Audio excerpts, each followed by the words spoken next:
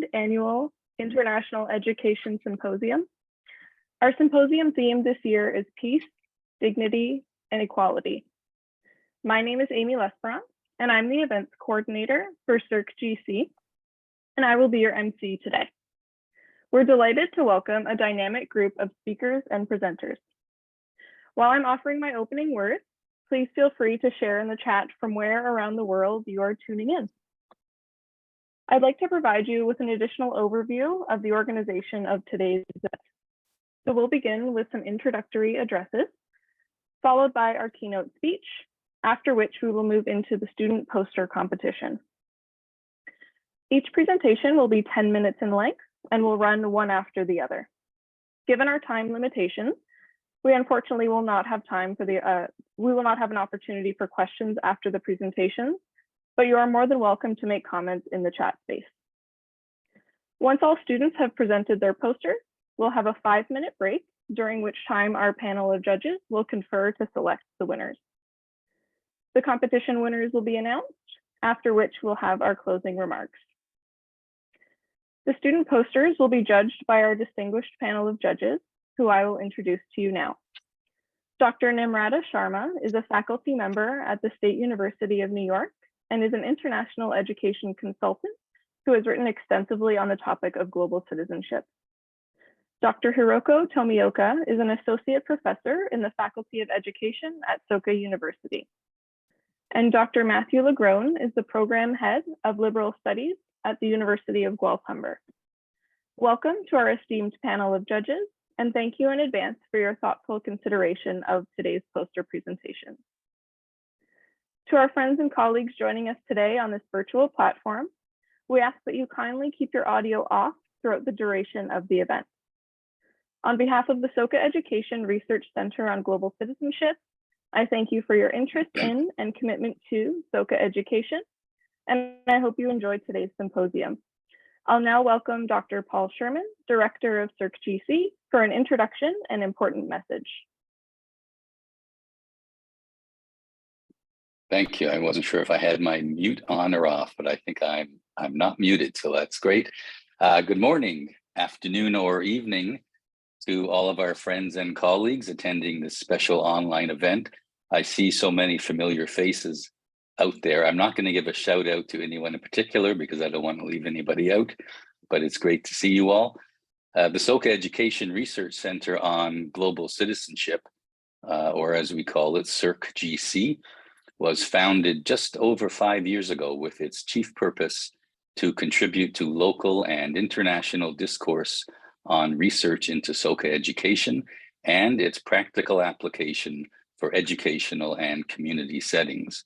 Since its inception, the center has conducted a number of research projects and has hosted annual special lectures delivered by experts in the associated fields of Soka education and global citizenship. This online international educational symposium is the third initiative of the center, and we are so happy this year to focus on supporting student research.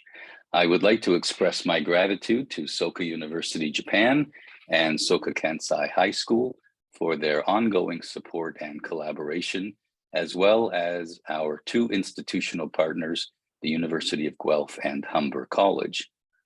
I would also like to thank this year's SERC-GC team, our 5 student research assistants, Olivia Detmers, Walla Yassin, Riley Stapleton, Abby Francisco, and Anna Kyriakidis, our senior research supervisor, Olivia Bokidis, and our events manager, Amy Lesperance, who have all made valuable contributions to the activities conducted in SERC-GC this year.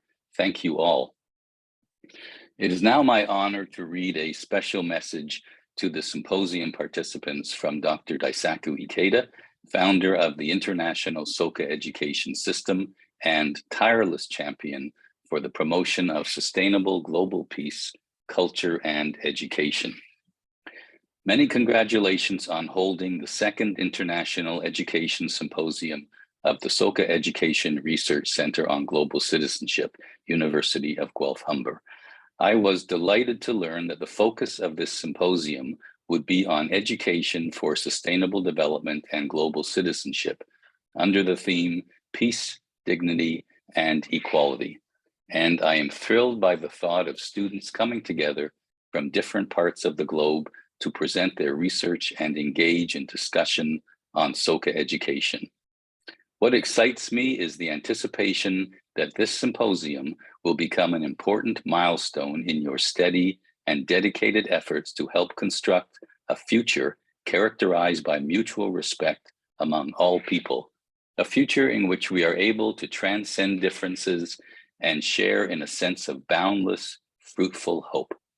Tsunesaburo Makaguchi, the founder of Soka Education, described education as the work of elevating the personal qualities of the individual to enhance the capacities for coexistence and co-prosperity.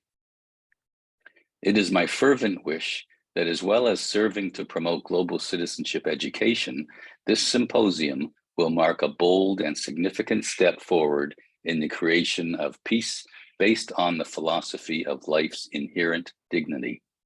I offer my heartfelt prayers and best wishes for the grand success of the symposium, as well as for the good health and continued flourishing of the eminent scholars in attendance, including Dr. Paul Sherman, Director of the Soka Education Research Centre on Global Citizenship, the participating young global citizens, and all who have worked so hard to bring this meaningful symposium to fruition. Daisaku Ikeda, March 3rd, 2023. Thank you, Dr. Ikeda, and thank you all again for attending this symposium, and I truly hope you enjoy the presentations. Thank you, Dr. Sherman, for your opening words. I'd now like to welcome Dr. Melanie Spence-Ariema, Vice Provost and Chief Academic Officer of the University of Guelph-Humber, for greetings. Thanks very much, Amy. On behalf of the University of Guelph-Humber, I would like to extend a warm welcome to the International Education Symposium, Peace, Dignity, and Equality. This is my first SERC-GC symposium, and it is my pleasure to bring greetings from Canada as we celebrate the work of our students. Since 2017, the Soka Education Research Centre on Global Citizenship has created unique learning experiences for students. This partnership has enabled students to participate in study tours, student exchanges, and collaborative research activities. Students have shared what they have learned and how they have grown in their discipline of study. Students have not only gained knowledge and skills, but made memories that will positively impact them throughout their lifetime. Global citizenship teaches us that we are all connected and responsible for building a more united and sustainable future. The students participating in this event are demonstrating their commitment and passion as their work supports the United Nations Sustainable Development Goal, Education for Development and Global Citizenship. Transformative education requires the support and encouragement of our future leaders. Our hope is this symposium will continue to inspire you and think creatively and innovatively. I'd like to extend a thank you to Dr. Paul Sherman and Olivia Boykadis for their leadership and hard work in organizing this event. Enjoy. Thank you. Thank you, Dr. Spence-Ariema, for your greeting. At this time, I'd now like to welcome our keynote speaker for today's symposium, Dr. Maria Guajardo, professor in the Faculty of Liberal Arts at Soka University. Welcome, Dr. Guajardo. You may begin when you're ready. Thank you so much, Amy. And let me extend a warm welcome to everyone who is online, who either stayed up late, got up early, or just decided to have their cup of coffee with us this morning. I'd also like to extend appreciation to Dr. Paul Sherman, to the conference planning committee, the symposium planning committee.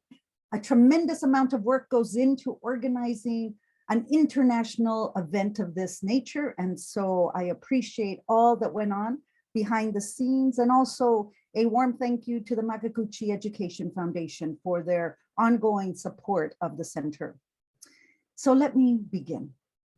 I'm Maria Guajardo, and I'm based here in Japan, in Hachioji. And I want to talk a little bit about COVID, and what happened to all of us when this storm began, this fierce storm that began almost exactly 3 years ago. There was a poll that was completed by the American Psychological Association, and they inquired, what changed? How were you impacted as a result of COVID? And 77% of those that are between the ages of 18 to 25 shared that major moments of their life could not be replaced. Major moments of their life had been taken by this storm, by this pandemic. In addition to that, I also recognize, as many of us experienced, the revealing of disparities of the pandemic. Biases, prejudice, gender inequality, racism, they all surfaced. They all surfaced and they took us by storm. And so as I thought about, well, what would our response be as we begin to look forward to 2030 and hopefully the resolution of the Sustainable Development Goals? If we look specifically at education, my question was, what will it take for us to get there together? Naisako Ikeda revealed or shared in his 2022 peace proposal that it will be necessary to reweave the social fabric of society.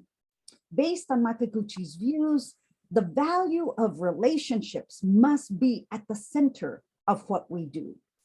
And valuing relationships is inextricably linked to dignity and equality, the themes of our gathering today. So as I thought about, well, what does this mean for me and what could it mean for all of us? I realized that my own personal story did begin 3 years ago when I received a message from the administration here at Soka University, very kindly suggesting that we consider teaching on Zoom for 3 weeks until we figured what was going to go on with COVID. Those 3 weeks became 2+ years.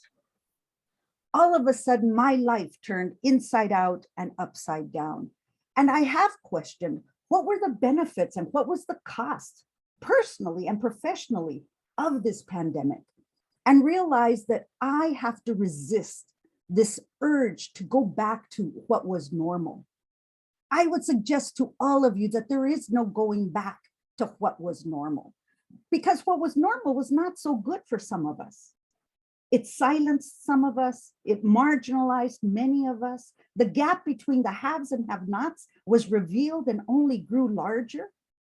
If that is what normal is, that's not what I want to go back to. And I realized that there was this magical thinking floating in the air, that somehow the pandemic would end and we would go back to normal. I would suggest to you that that magical thinking is the enemy. We must resist that enemy.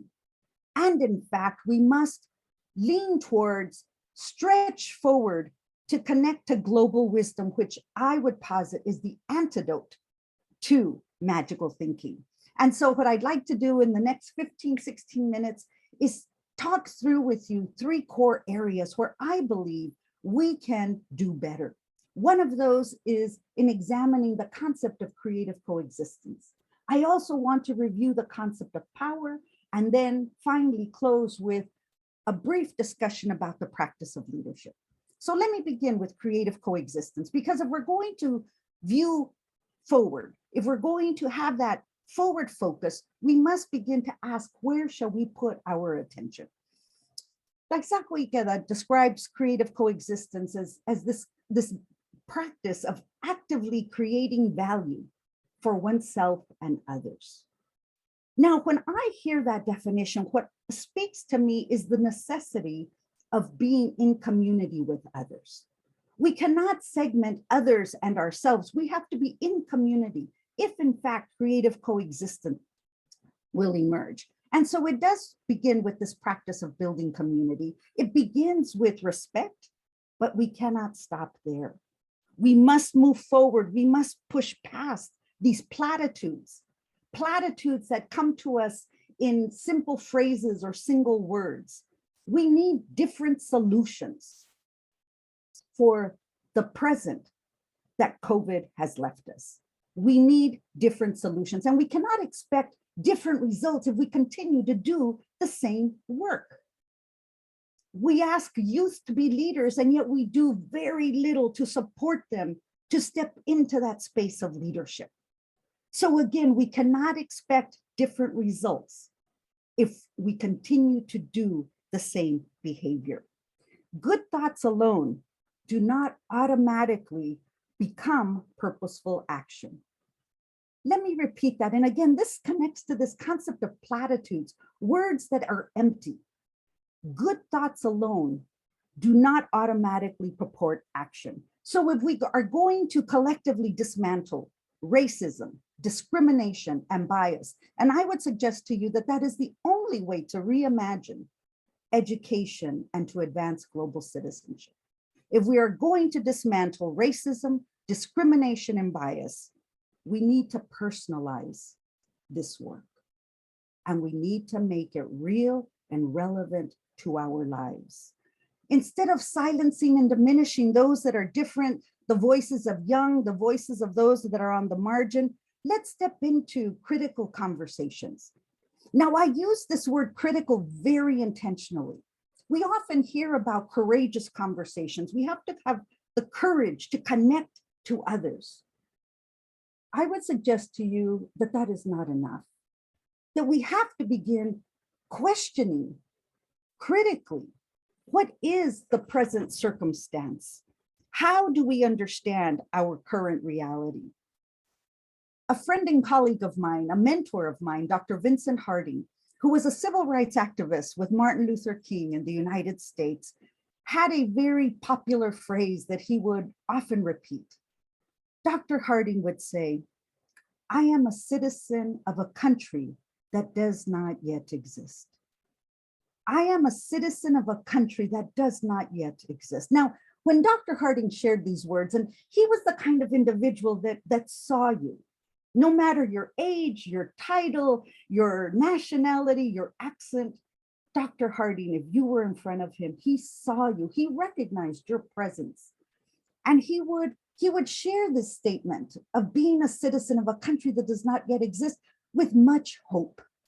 This was a hopeful statement for Dr. Harding because he believed that we could, in fact, make better and transform the world that we are in. And so it is with that hope that I suggest to you, let us come together to begin to question, how will we advance dignity and equality, equity and inclusion? How will we advance that so that we can create that country that we want to have exist?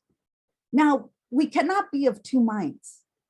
Okay, we cannot say we want to be global, but then decide to exclude or silence those that are different than us. We cannot say we want to be inclusive and then silence the women in the room or silence the young people. We cannot be of two minds.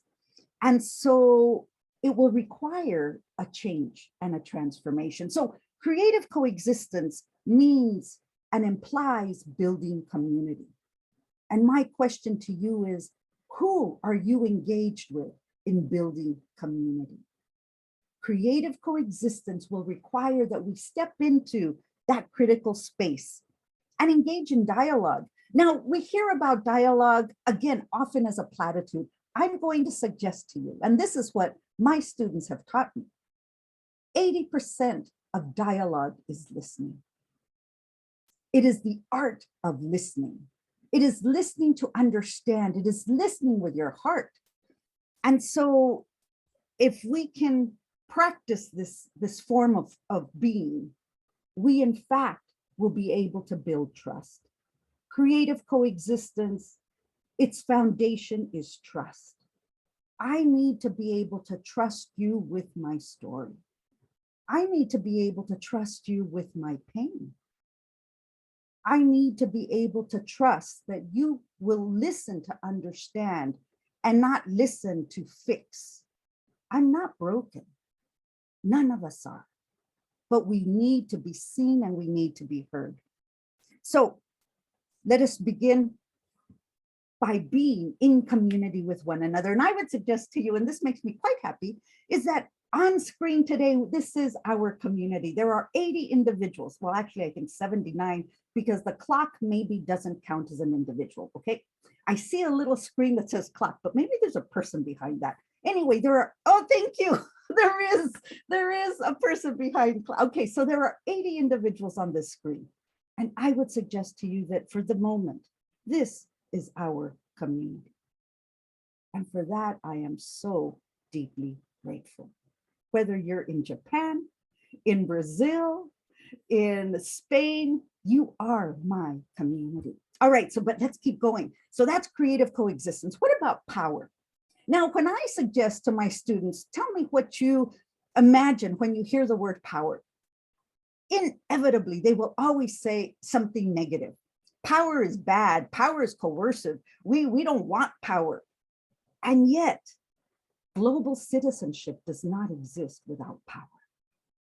Global citizenship is inextricably linked to power because power defines equity and inequity.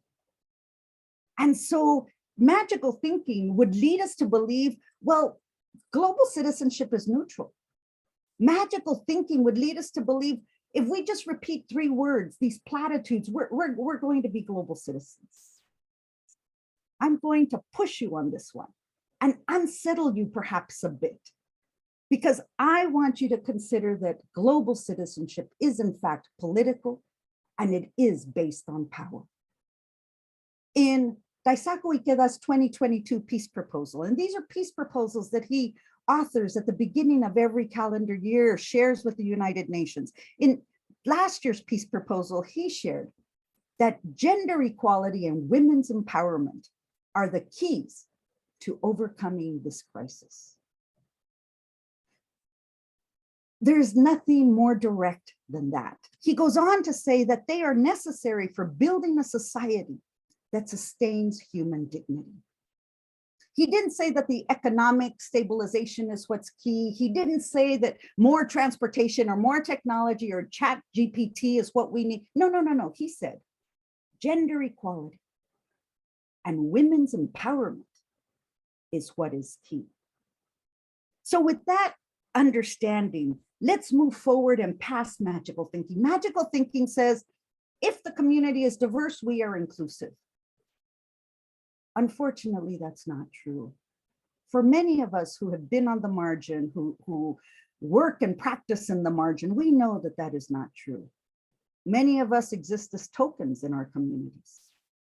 And what I am suggesting to you is that until we address the issue of power, speak to it, ask the hard question, who has it? Who doesn't have it? Who needs to have it? How do we share power? We will continue to miss the opportunity to transform, because inclusion means shared power. And that has to be our beginning point. So magical thinking would say global communities, global citizenship happens just because of platitudes. And we know that that is not enough and not true. It must reflect shared power. So global wisdom, the antidote to magical thinking, has to be intentional, has to be inclusive. We cannot exclude 50% of the population and say that we have become global citizens. It just doesn't happen that way. We all need to be seen and heard. So let me go on to the third point. So I've talked about creative coexistence. I've examined power just a little.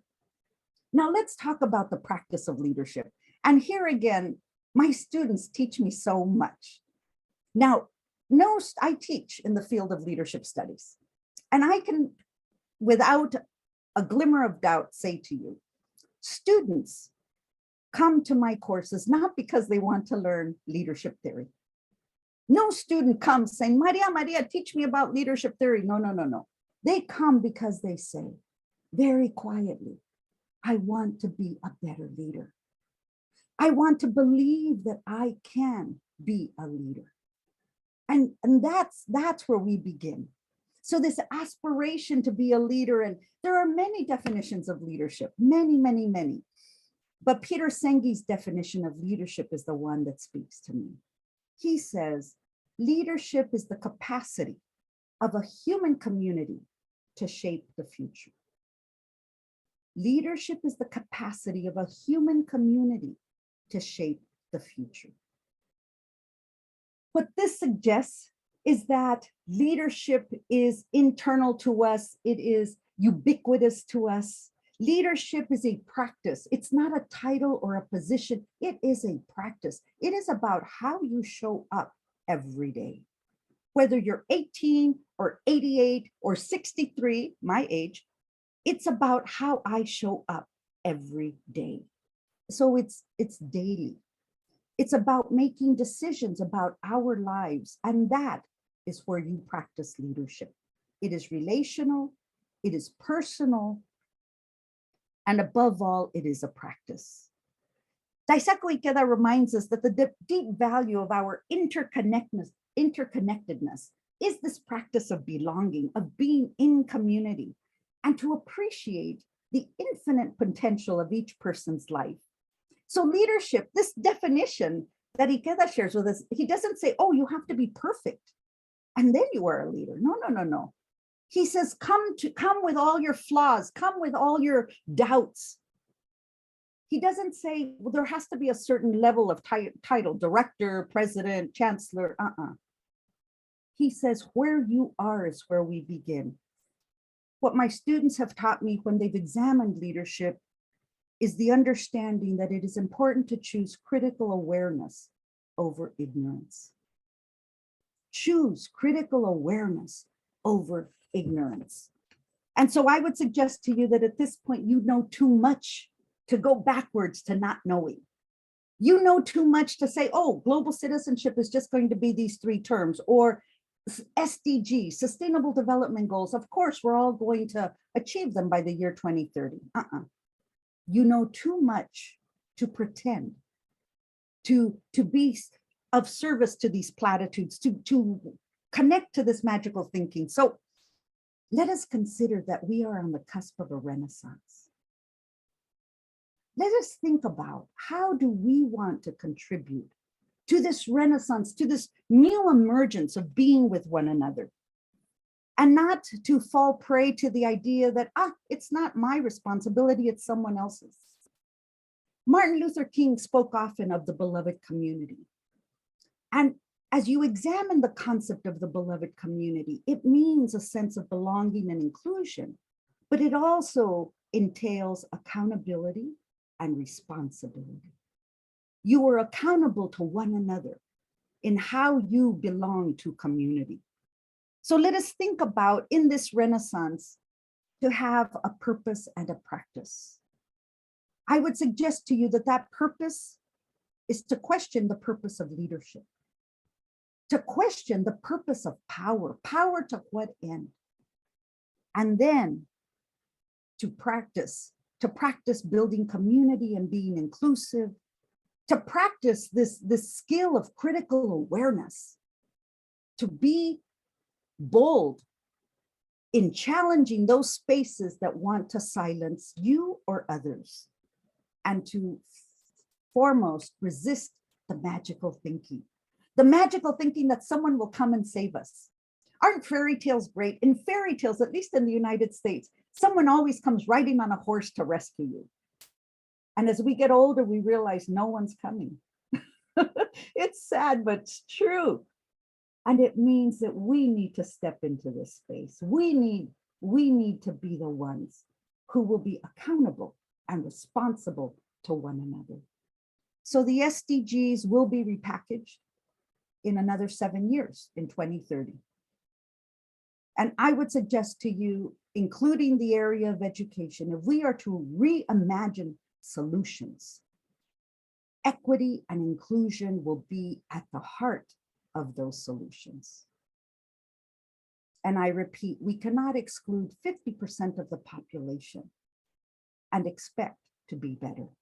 So let me close with one last little story.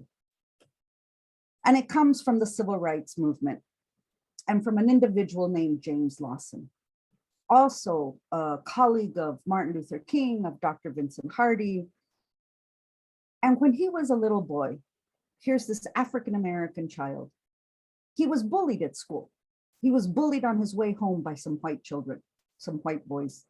And this time, James was not going to put up with it. And his anger got the best of him, and he lashed back and he hit them. And he defended himself. And then he went running home. He went running home. He wanted to let his mother know that he had today defended himself.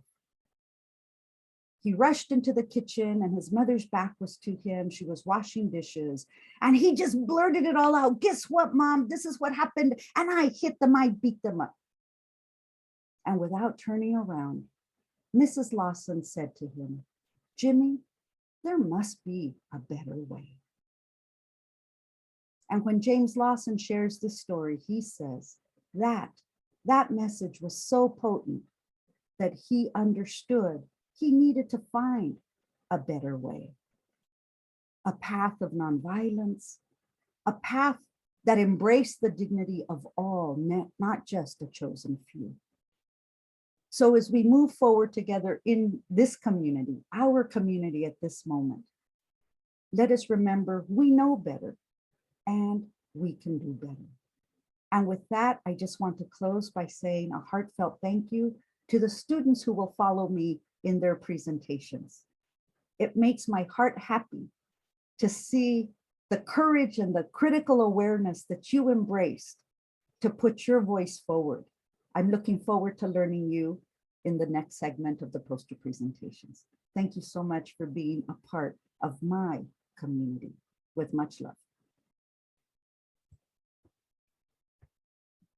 Thank you, Dr. Guajardo. Thank you so much. Thank you for sharing your insightful keynote speech, and your words are so warmly appreciated, truly. So thank you. At this time, we will now transition into our poster presentation. Our first presenter is Marcos Souza, an undergraduate student from Soka University, Sao Paulo, Brazil. Welcome, Mr. Souza. You may begin whenever you're ready.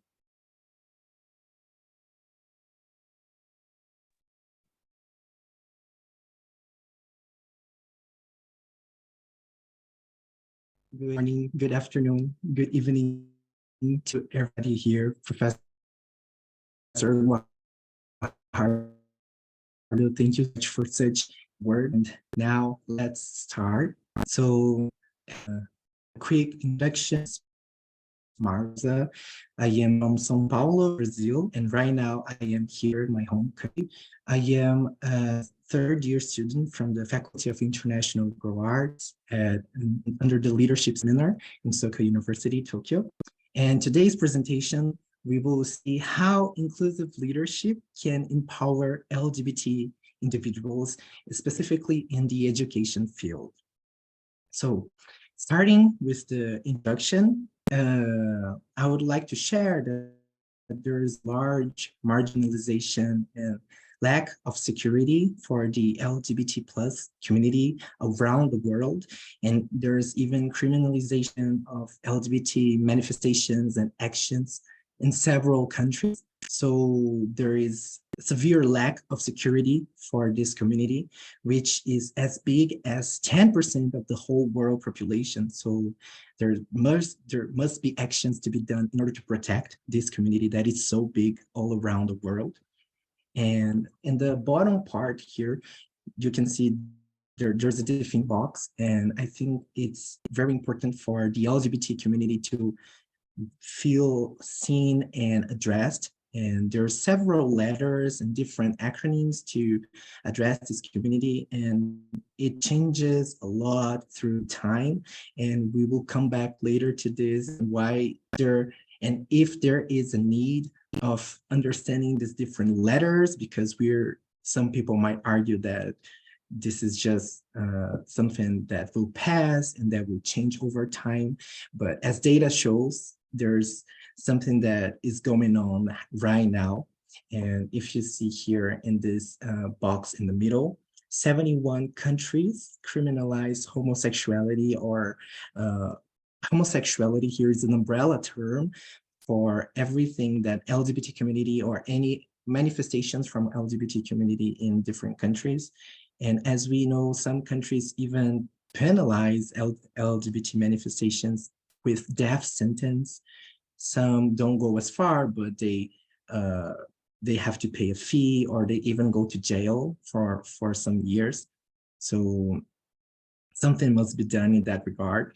And here there's two data about Brazil. So 140 people, 140 trans people were assassinated in Brazil in 2022, and 242 LGBT individuals were killed in Brazil in 2022 alone. And this data here doesn't include accidents or death by natural causes. This number here represents death because they were who they were. Trans people don't have security to be themselves. They don't have access to education. LGBT individuals are open and can suffer many violence that other people don't. So actions must be done. And what actions can be done? What can we do right now in order to protect this community, in order to protect these young children that are LGBT, in order to change the minds of people that would beat or do something against this community? I suggest that inclusive leadership is the key, and education is where inclusive leadership should be applied in order to change the situation. So starting with what is inclusive leadership, and it's a style that would lead and encourage people through collaboration, decision-making, and especially diversity. So it's not just allowing people to just be who they are, but also encouraging them to use their talents and their knowledge to make a better community and a better learning space in terms of education and schools. And also, inclusive leadership seeks to build a culture where everyone can feel respected, heard, and valued. So using the SDG 4.7, where is, and I quote, ensuring that all learners acquire the knowledge and skills needed to promote sustainable development through education for sustainable lifestyles, human rights, and gender equality. I suggest that inclusive leadership is the most effective leadership theory that we can use in order to achieve this SDG. So the education environment should promote and should provide resources for the LGBT community. And as I said before, in the definitions part, there's many letters and ways to address it. And many people might argue why there's so many ways and why the letters keep changing all the time. But we are much more letters, we are people. So people change, societies change. So we should be open to understand that definitions will also naturally change, because people change. So if there's this kind of information in schools and to people in early age, the discrimination will decrease, because they will understand who they are, and people who are not part of this community will this is something that is completely natural, because it's something far from within, and it's not something that people would just do because it's fast. There's no such thing. And I believe inclusive leadership can be used to empower LGBT individuals in this regard, saying that they can be who they are. And also, we should learn about intersectionality, because we are much more than just one identity.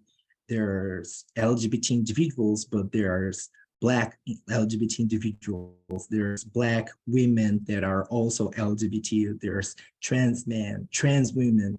So intersectionality should also be studied within this frame, so we can understand that there's no one single way to understand this community, and there's not one single way to fix all issues worldwide. And regarding leadership itself, so leadership in the education should be used to create a safe environment, so people, as before, can just be who they are. They can also understand people who are different than them. And through this empowerment made by the leadership, there is a sense of belonging that they are and we are a part of a community, that they are not alone.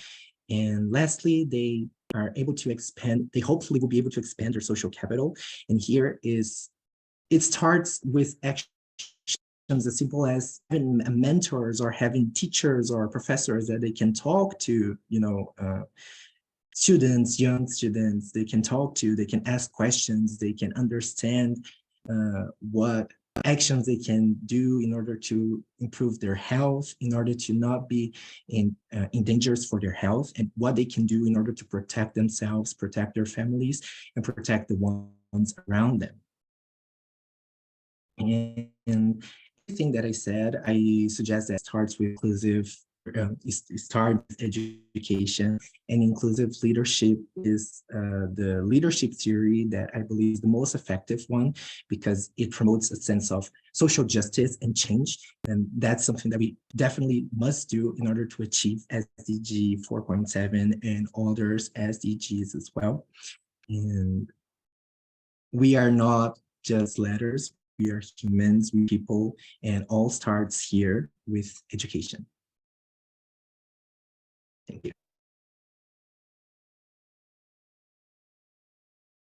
Thank you. Thank you so much for your presentation.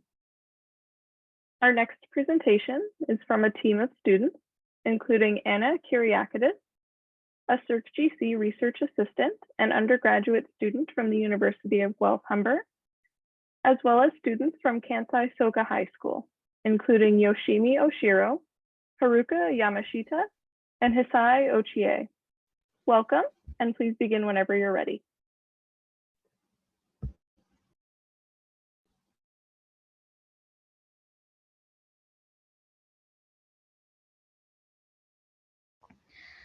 Today, we will talk about enhancing critical thinking in education to inspire action. Let me explain why we choose this topic. Our school's founder, Daisaku Ikeda, said courage, wisdom, and compassion are important to grow global citizenship. Global citizenship is defined as people who take positive action on global issues, regardless of region or world, in order to create a peaceful world. We saw that critical thinking is important as a more concrete way to put this wisdom, courage, and compassion into action. By the way, do you know what critical thinking is? Critical thinking means looking at ideas objectively and from multiple perspectives. When you hear critical thinking, you might think, what's the difference between that and skepticism? Are they both critical thinking? However, skepticism and critical thinking are different. Because of skepticism, just doubt and do not try to find the trust. On the contrary, critical thinking is to think also for what? Our school actively introduces group and pair work into our classes. In these classes, when students listen to other people's opinions, they're able to notice points that they can share and points that are different from their own opinions. And they're able to think from many different perspectives. In addition, thanks to these classes, students acquire the ability to think about the perspectives of people and things that support mutually opposing hypotheses. One student commented that learning about world issues in society and seeing perspectives hit different parts of people's lives has given him more allies in things, because he has learned that there are people in trouble in places he didn't know. Also, when a teacher in one of the classes expressed her own ideas without being limited by the descriptions in the textbook, the students felt that it was a novel and critical way of thinking to look at things. Most of the students answered that it is important after conveying the fact that there is no 100% correct answer to everything, create an environment where diverse opinions can be expressed without being bound by the correct answer. Everyone needs to know that there are perspectives and ideas other than their own and try to see them. According to some students, it needs to devise a way to eliminate one-way classes where the teacher only talks. There is an atmosphere with rushing to get the right answer and not being able to answer casually. So something needs to be done about that. They think we need to show what exactly critical thinking is. I think it is effective for teachers to show examples of specific things, such as, from this point of view, we can look at in this way. There are many variations in the answers, but while all the answers had in common was that critical thinking can be fostered through changes and reforms in the classroom, in the teachers, and in the students themselves. This picture illustrates where students can use critical thinking in their daily life. As you can see in this chart, a majority of the respondents indicated that they are able to use critical thinking in their daily lives. Next, I would like to talk about the result of interviews with teachers. He is a math teacher and tries not to only talk about the topic, but ask questions that make students think. Furthermore, he mentioned the famous quote by Dr. John Dewey, a philosopher, "Education for society or society for education," and stressed the importance of education must be for the happiness of students. So my role in the project was to research critical thinking in education from the perspective of Canadian university students and professors. So asking similar questions that the Kansai students did, except with the Canadian university counterparts. So when asked what critical thinking meant in the context of education, professors concluded it entailed the exploration of diverse views and perspectives of any given topic. This means critical thinking encourages students to receive the information, but also to consider it, unpack it, challenge it, and ultimately lead to their own informed perspective. A student who is a critical thinker avoids memorizing and accepting what others claim to be true without their own assessment. Professors stated that students typically only exercise critical thinking if they are encouraged to do so. So this means most are focused on memorization than learning, and much of this is tied to the current grading and educational systems that enable students to achieve these high grades without actually learning much. According to the professors, within educations, students should be learning how to think rather than what to think. And to augment these ideologies and enhance critical thinking, educators should ask open-ended, controversial questions and frame classroom interactions as conversations rather than lectures. Scenario-based learning and asking students to articulate opposite sides of issues can help learners appreciate the complexity and reality of the world. Instructors should act as mediators, providing a neutral perspective, and encourage students to give voice to their ideas through discussion. When students are encouraged to think beyond the confines of material presented, naturally through this exposure, they can gain critical thinking skills. Now, when Canadian university students were asked what critical thinking meant in the context of education, they said it is the ability to logically arrive at a reasonable decision by analyzing and understanding an issue based on the facts you have been presented. So students believe that education cannot properly occur unless critical thinking is present.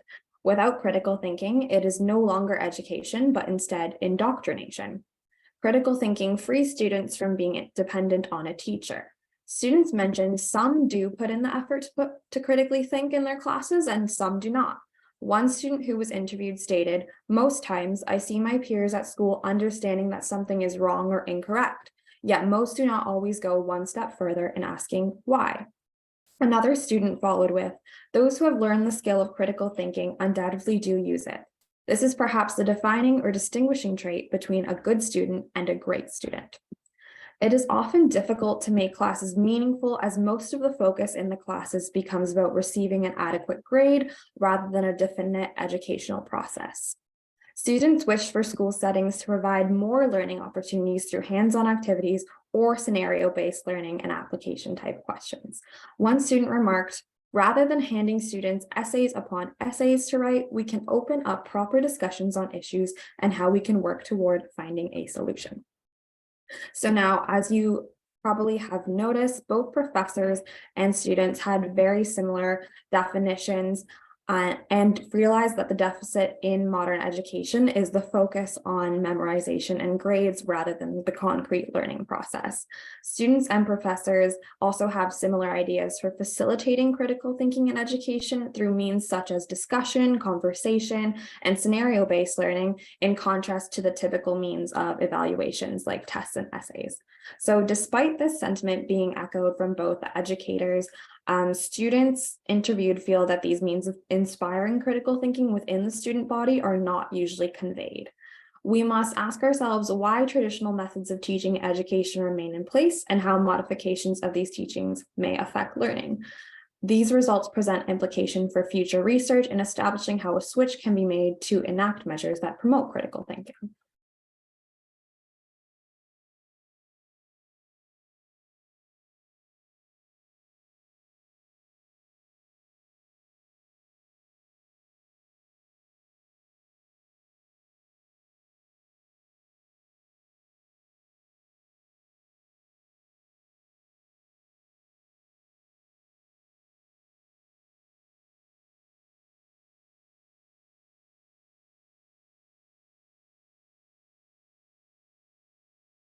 Thank you to your group for your presentation. Our next presenter is Laura Caputo, a graduate student from the University of Alcalá, Madrid. Ms. Caputo has submitted a digital recording of her poster presentation, which we will begin for you now.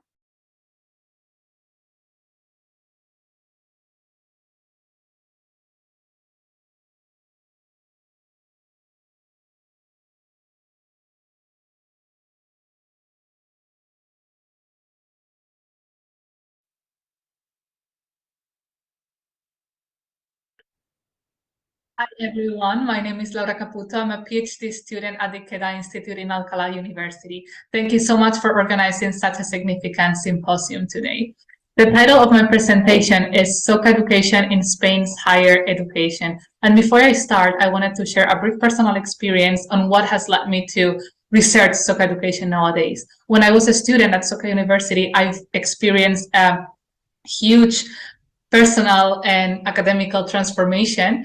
And when I came back to Spain and talked to my friends that were studying here over the summer holidays and winter holidays, their experience was completely different. Some of them actually dropped out of uni, and many of them didn't pursue any further studies because they were so tired of the system and of the experience they were having at university. This was not only a personal feeling, but data supports it too. Barciela states that dropout rates at Spanish universities are soaring. There are minimal opportunities for students. There's a lot of lack of motivation, passiveness, neglection from teacher side, and also no Spanish universities at the world's 100th best. So this made me feel that I needed to bring Soka education across the world, all the way back to Spain, so that, and beyond Soka institutions, so that more people could experience what I had experienced and had a joyful and meaningful educational experience while being in university. And therefore, my main question was, could Soka education be a viable alternative in Spanish higher education and benefit university students? Because maybe it worked in Japan, in Soka University, but it doesn't work somewhere else, right? So first of all, I wanted to know why this was happening, given that Europe once was the cradle of humanistic education. And it turns out that Spanish education is influenced by the human capital theory, which is an educational approach developed by Becker in the 1970s, which is education in merely economic terms. There are many aspects on how it influences education, but for example, it reduces it to signaling, which means that just obtaining a diploma, it's enough to get a job without considering or developing any other interpersonal skills. And the opposite to this is humanistic educational philosophies, which focus on people, on their growth, on contributing to society, etc. And as I shared before, the educational approach that I am researching, the humanistic educational approach, is Soka Education, which was developed by educator Tsunesaburo Makiguchi in the 1930s in the militaristic Japan, and focuses on the greatest good of peace, happiness, value creation, humanitarian competition, the important role of teachers, among others. And I actually found the perfect context to research Soka education precisely as I was interested in, beyond a Soka institution, in a public university, in practice without theory, and as the only example of Soka education in Spain. This is the subject Education for Happiness, developed by two professors who wanted to expand value creation within their institution. The data obtained was analyzed through 5 variables. Fortunately, I could obtain a lot of information, but today I'm just sharing some examples. So the first variable is transmission. I wanted to know how Soka education can be inherited and transmitted without working or studying at a Soka institution. And this is what Professor Garcia Varela had to say. Visiting Soka University was a before and after. Everything that I had read was being materialized.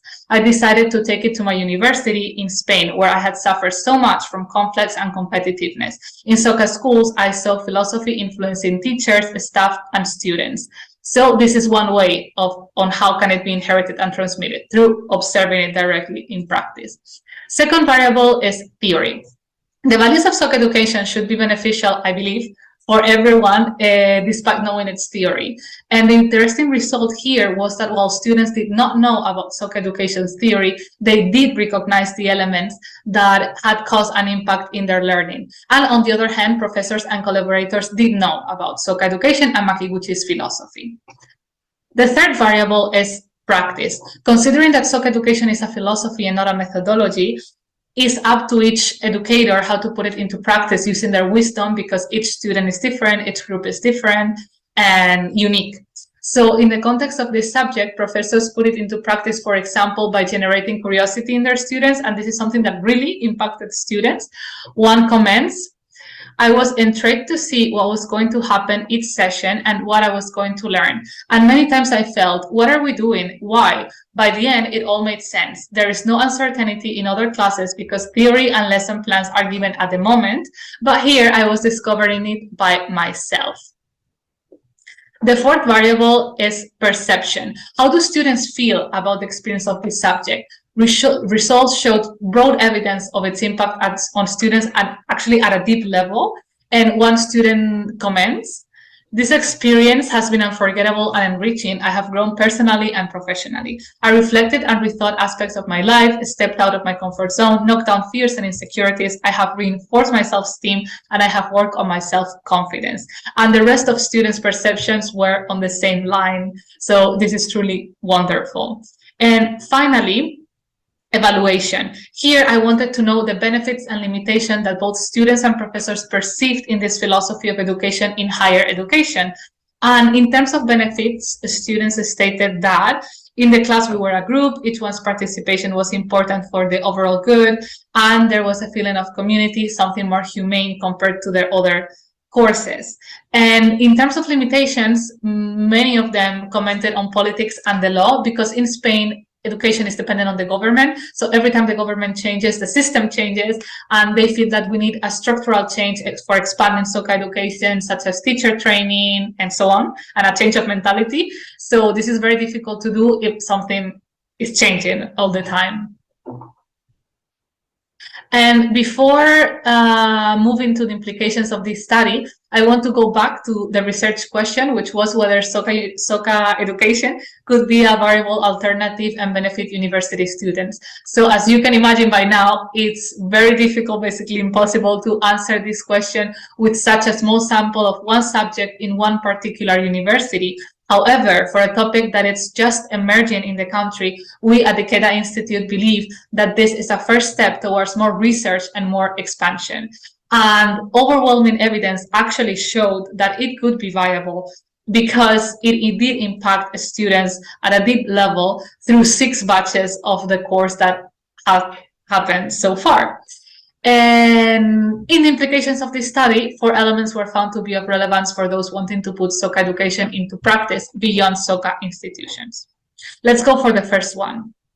First is the interest in creating value is the context as circumstances change. This means that whether the context or the people or the situation changes, creating value is a constant. It's always there. Makiguchi's wish was to create value in education, influencing one professor and then another. Together they created the subject, and then they influence students at the same time who are going to be future professors, and which will also influence their own students with value creating education. Secondly is the critical role and influence of professors. It's very interesting because while critics on humanistic education state that in humanistic philosophies of education, the role of the teacher is diminished, basically becoming like a therapist or a guide instead of someone able to manage the class, it is precisely their attitude and posture that was meaningful for the students.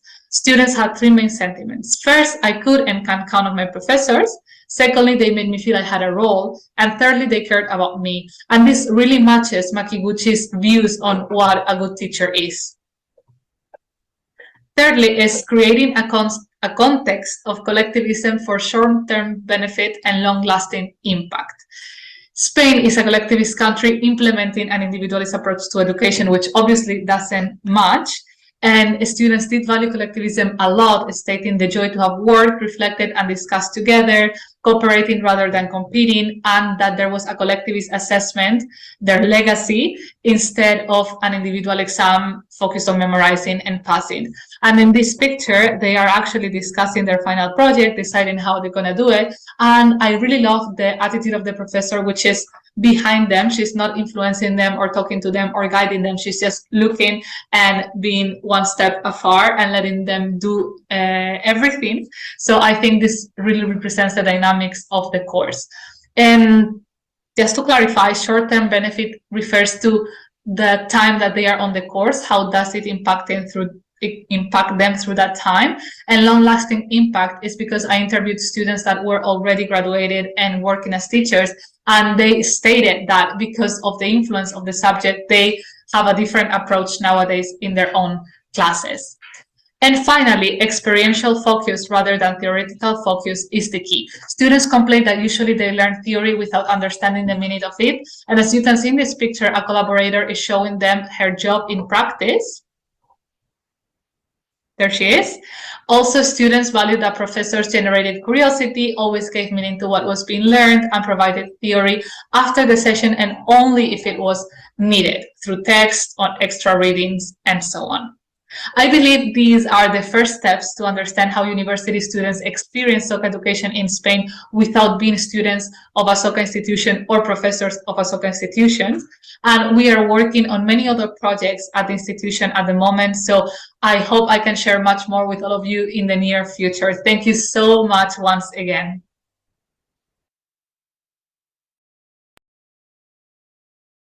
Thank you for the presentation. It's a team of students, including Riley Stapleton, a SERC-GC research assistant, and undergraduate student at the university, as well as students from Kansas Soka High School, including M. Nakabayashi, Masahiro Moto, and Hidemi Kurokawa. Please begin, ready.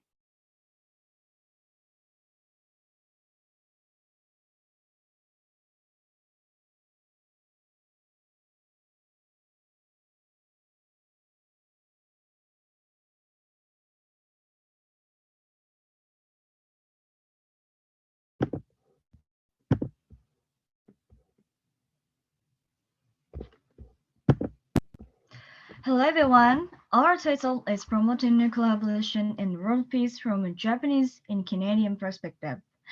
Today, we have a lot of opportunities to judge what is good and what is evil. However, there are some controversial topics. One of them is nuclear weapons. All of us know that nuclear weapons are dangerous, especially seeing the terrible impact on their use in Hiroshima and Nagasaki in Japan. Still, their presence is accepted by people in power to keep peace. A purpose of research is to shine a light on the contradiction that everyone realizes nuclear weapons are dangerous, and yet, at the same time, people accept them. To share our school's founder, Dr. Daisuke Ikeda's thoughts on nuclear abolition.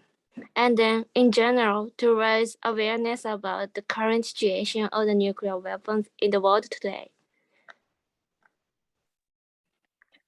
Nuclear deterrence works by showing the threat of retaliation with nuclear weapons to an opponent to prevent military actions. However, because this act increases tension between countries, nuclear deterrence sustains only momentary and vulnerable peace. Why? There are two scenarios that could undermine nuclear deterrence. The first case being an accidental war, which is an unintentional war caused by human mistakes or technical glitches. The second thing to worry about is the existence of outlier states, which are aggressive countries that break nuclear ban treaties. For example, North Korea and Russia both are nuclear powers who provoke war. This makes the stability of nuclear deterrence fragile. The USA first developed nuclear weapons in 1942 to counter Germany after hearing that they were trying to develop nuclear weapons. This is what we now call the Manhattan Project. However, nuclear weapons ended up not being used against Germany and instead were used to bomb Nagasaki and Hiroshima in Japan in 1945. During the Cold War, the Soviet Union came close to firing an atomic bomb after a false alarm went off against a rocket from the US. This incident was made into a movie called The Man Who Saved the World. There are also many cases where nuclear substances were stolen or nuclear terrorism could have happened. Since their creation, nuclear weapons have always been a threat to our lives.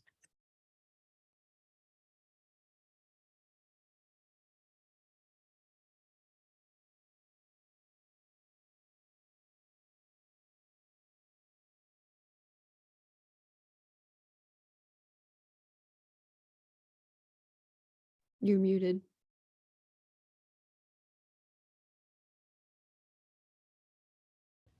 I'm so sorry. Okay, now I'd like to introduce the sales we got from books and interviews. First is our founder, Daisaku Ikeda, who believes that the use of nuclear force is the most incomprehensible and absurd danger imaginable. Another person in the public eye is Barack Obama, who believes that the USA has to lead the way to eliminate nuclear weapons because they are a nuclear power. When talking to students and Ms. Saki, the head of CIF, they agree that the dialogue is the most important piece in nuclear weapon control. Finally, I had the opportunity to speak to Mr. Takahashi, member of No Nukes NGO, who said that in today's current situation, we are the victims.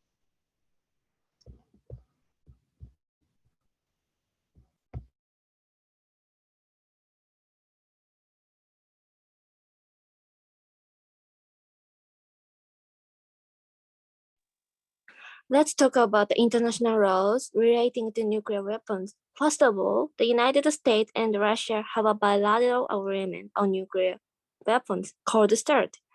The treaty reduced the number of nuclear warheads in the United States and Russia to about 60% compared to the Cold War.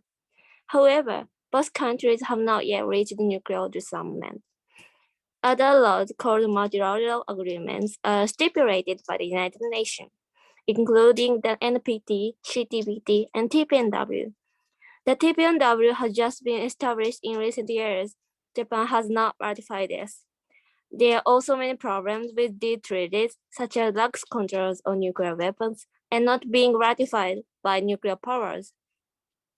The non-nuclear weapon zone is a region where nuclear weapons are prohibited, signed by the Latin America in 1967 and most of the Southern Hemisphere.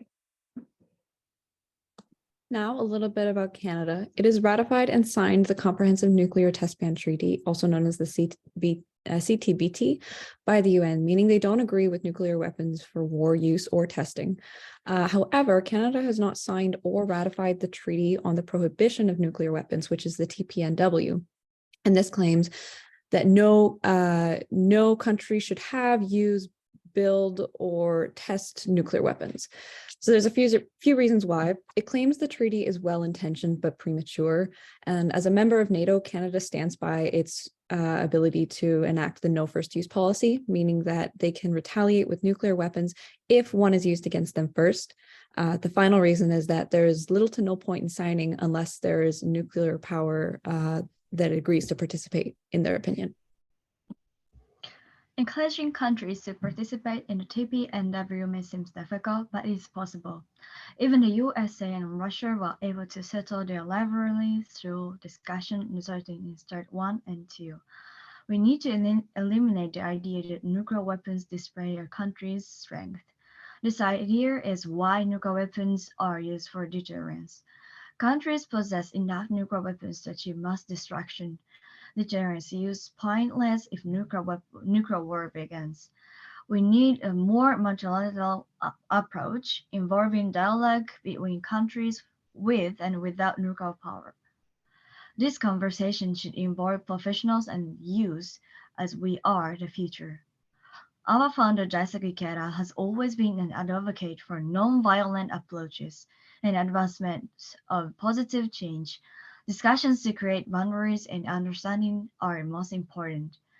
He was able to advance positive change even with antagonistic countries such as China and the Soviet Union. When there was the possibility that China would be invaded by Soviet Union, he took action to de-escalate the situation even though he was criticized.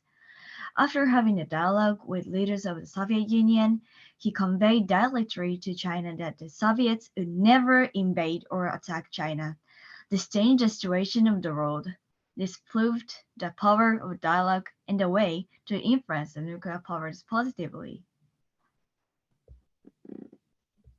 In conclusion, dialogue is the most important. In order to raise the awareness that nuclear weapons are a threat to the world, and to nurture leaders for the future generations who can uphold justice, we believe that dialogue is an essential factor for nuclear abolition. Our solution is manga. Manga is the most popular Japanese culture around the world. We made a manga of 40 pages which describes the danger of nuclear weapons in deterrence and made copies for classrooms and the library in our school. There are 3 purposes for this manga we created. The first purpose is to promote communication so students can learn more. The second purpose is imagination, because we need to know what could happen to the world if nuclear weapons are used. The last purpose is accessibility. It is easy and enjoyable to read, so students and others can learn through humor. This manga is appreciated by teachers in Kansai Soka High School, and it was utilized as a reading material in a Japanese history class.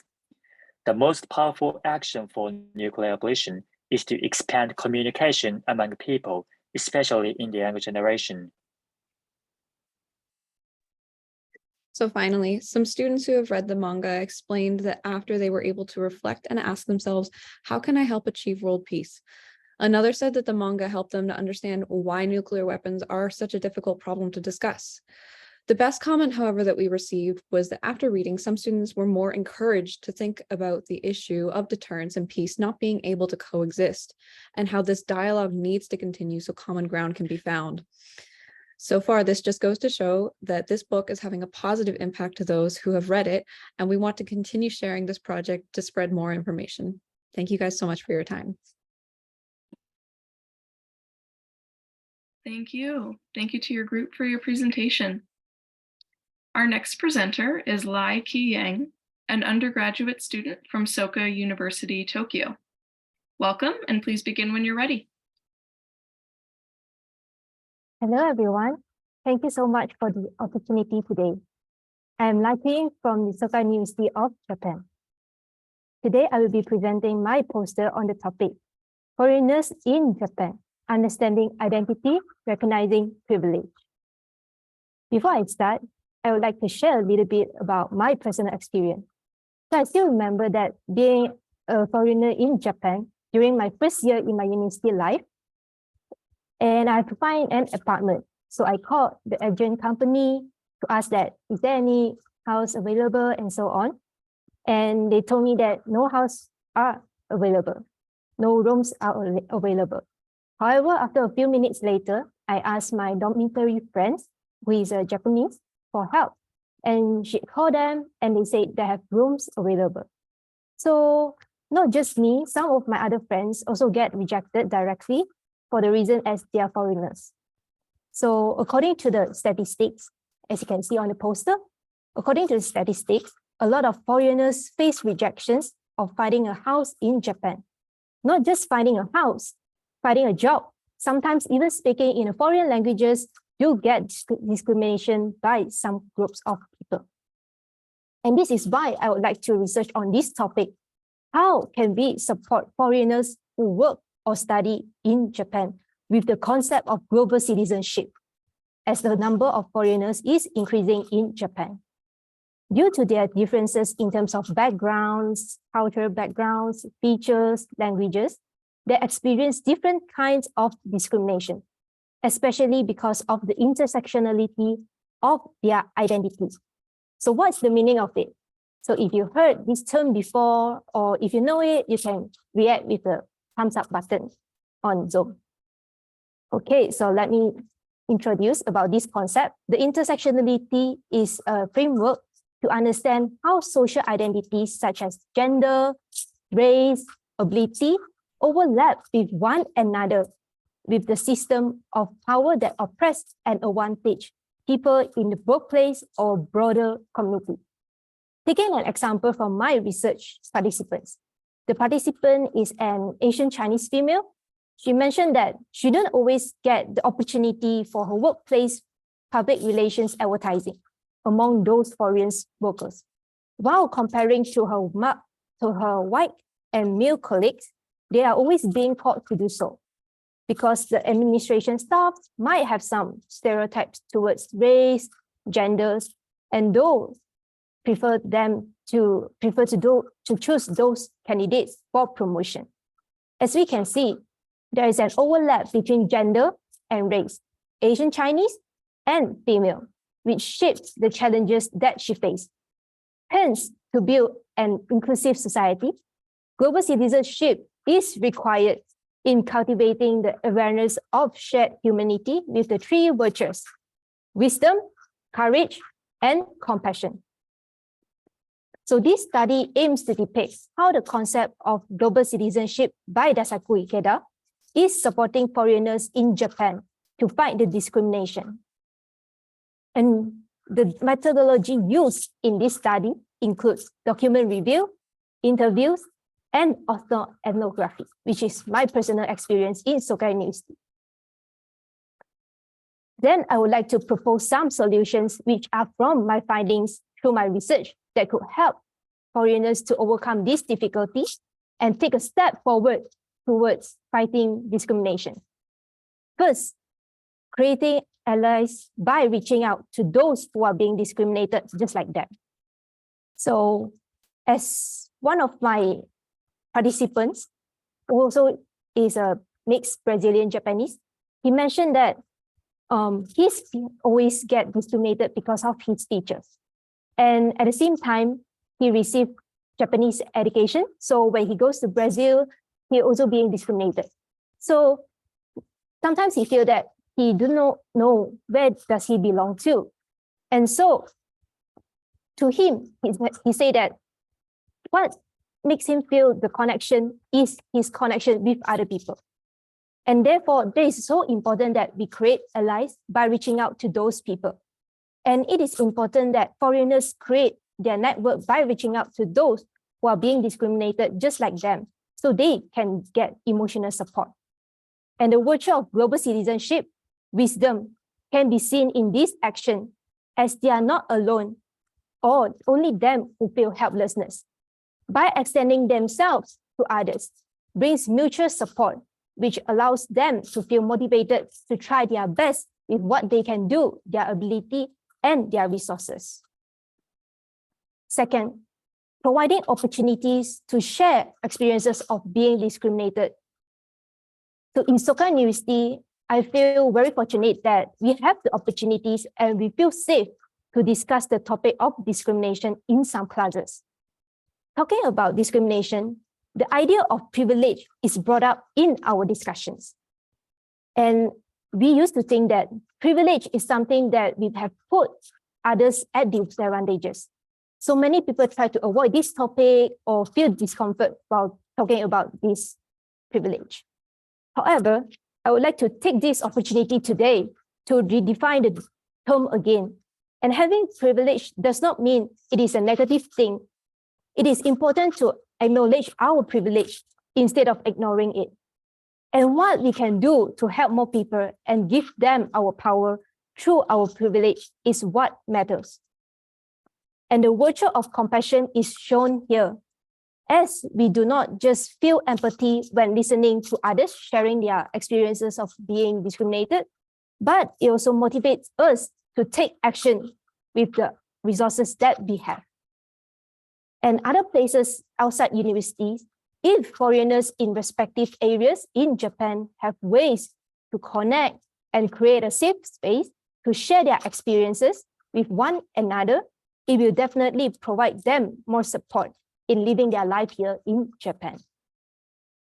Third, practicing ways to act on dismantling oppressive systems and beliefs. If we provide these opportunities to discuss these kinds of topics in universities, it can also help promote youth leadership, as it sort of help them to develop the courage, the ability, and skills to take actions to tackle these discrimination issues.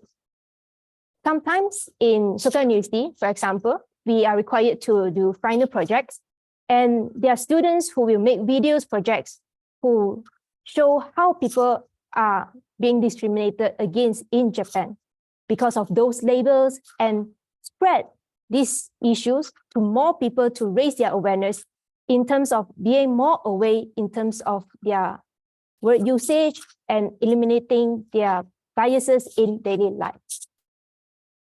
So the virtues of global citizenship, wisdom, courage, and compassion are developed when foreigners take initiative to engage in the process of connecting with one another who are also facing discrimination.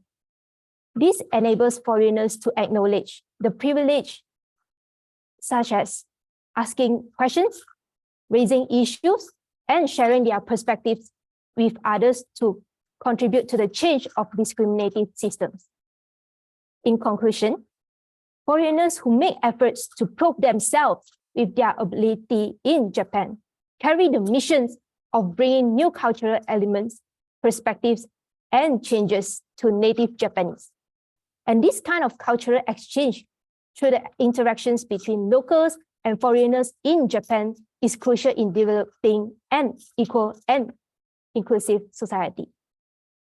And this form of active global citizenship that is demonstrated in foreigners when fighting those discriminations is crucial in developing global transformation and social change, not only the discrimination issues in Japan. As they connect with one another, broaden their perspective, their actions do not just stop at what they have discussed. However, they also motivate one another and apply those that they have discussed in their daily lives, which is the active global citizenship that our world needs right now to achieve peace, equity, and inclusion. So thank you so much for listening today. Thank you so much for your presentation. Our next presenter is Emma Dez, a graduate student from the Paris Institute of Political Studies. Ms. Dez has submitted a digital recording of her poster presentation, which we will begin for you now.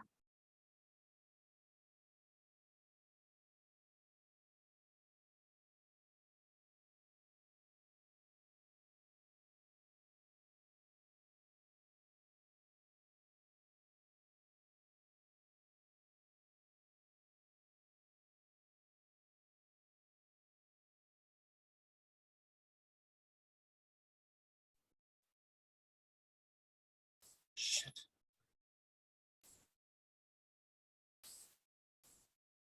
Apologies, could we move to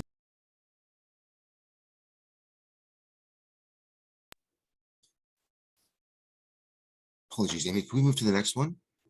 Would that be possible? Sure, yep, we can. All right, at this point, we're going to move on to our next group of presenters for now.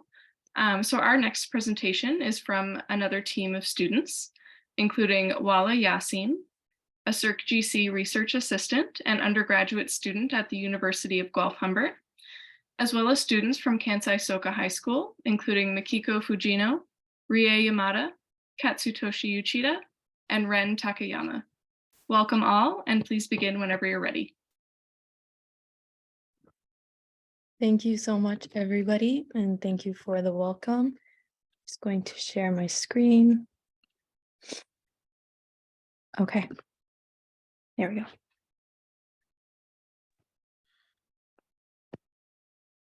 Okay. Hello, we present the issue of child abuse. Our title of the presentation is Prevention and Intervention of Child Abuse. a Japanese versus Canadian perspective. This is presented by Mikiko, Rie, Katsutoshi, Ren, and Water. To begin with, we were focusing on the difference between the Japanese and the Canadian conceptions of the term. Please look at the definition part. This is the number of reported cases of abuse per 1,000 children in Japan and Canada. The number of cases in Japan is 19.29, and the number of cases in Canada, Ontario, in 62.89. A child here is defined as 0 to 15 years old. We think relatively low figures in Japan may not be clear, as there may be undetected child abuse. This is Japanese perspective. It is based on the 4 abuse classifications by the Japanese government. Physical abuse is to cause physical injury to a child's body. Sexual abuse is involving a child in sexual acts. Neglect is the abandonment of a child's care. Psychological abuse is any act that adversely affects the mental health of a child. This is the Canadian perspective. One Canadian interviewer described abuse as several types of abuse causing harm to children. Other interviews describe that abuse is a possible abuse of power. Furthermore, children may experience from their guardians as something that can happen anywhere. Next, we conducted interviews afterwards about the factors that resolve it. The Japanese perspective is that the main cause of abuse is isolation of each family from society. It prevents parents from asking for help in raising their children, as there are no parenting support and no parenting community. Therefore, the Japanese perspective is that eliminating isolation is necessary to stop child abuse. From a Canadian perspective, education, supporting resources from parenting, and careful observation to detect child abuse are critical to preventing and ending child abuse. First, I would like to explain the government's efforts to help sufferers of maltreatment, child abuse. There are many government actions about child abuse in Japan. For example, Human Rights 110 TV Dialogue. These organizations are held in order to provide a safe environment for people who suffer and help them change their environment. The characteristic of Japanese government's involvement is they don't have enough system to tackle with program of neglect and mental abuse in children. Also, many governmental supports are found here in Ontario, such as Ontario Association of Children's Aid Society, Licensed Regional Service, and Children and Young Persons' Right Resources. The characteristic of Ontario's action is focusing on comprehensive involvement and support for both of children and their families.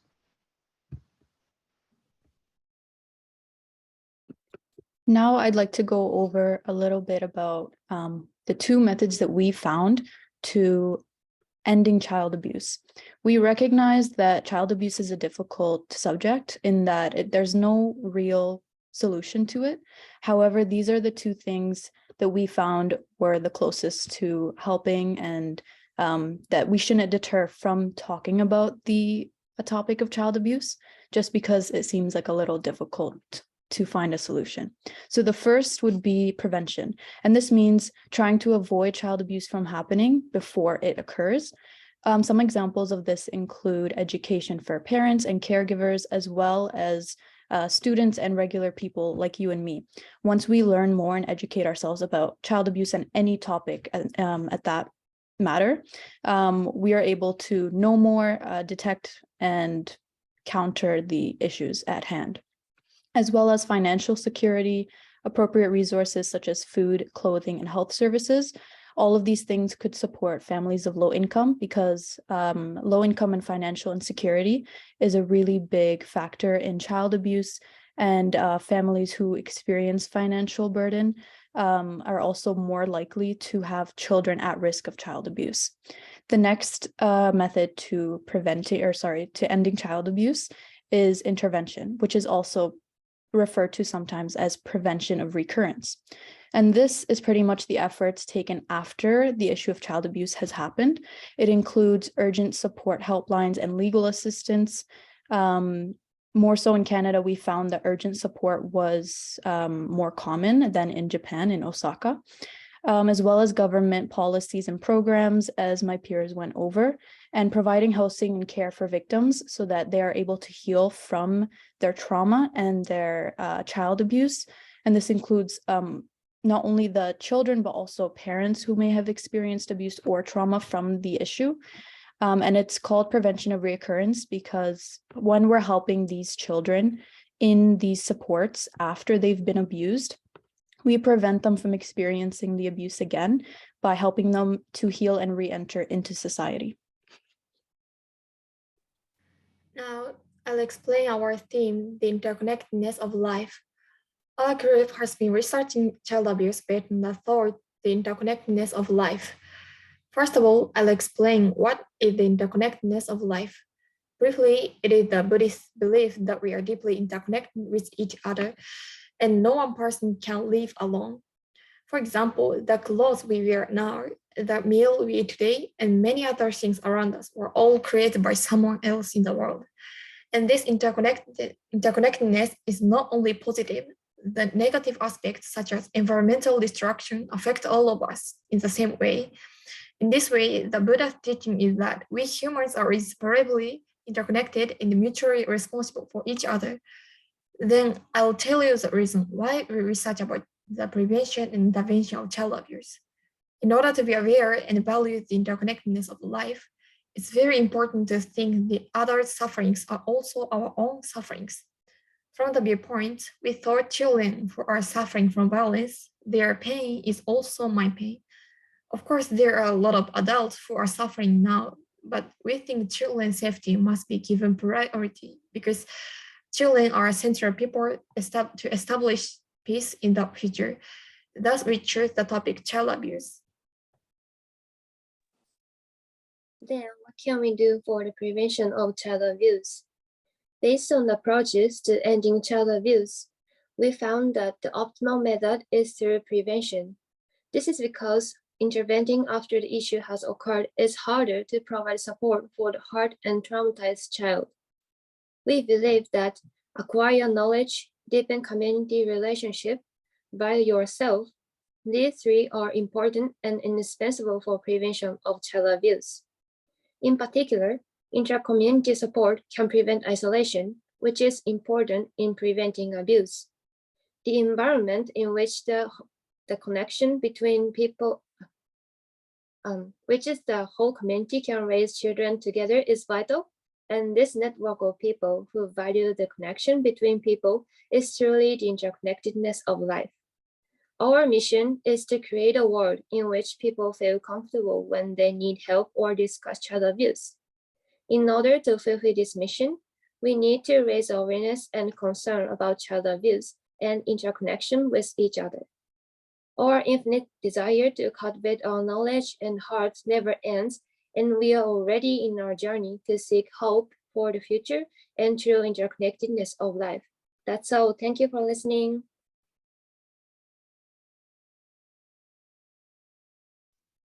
Thank you so much for your presentation. Our next presenter is Hidemi Kageyama, an undergraduate student from Soka University, Tokyo. Welcome, and please begin when you're ready.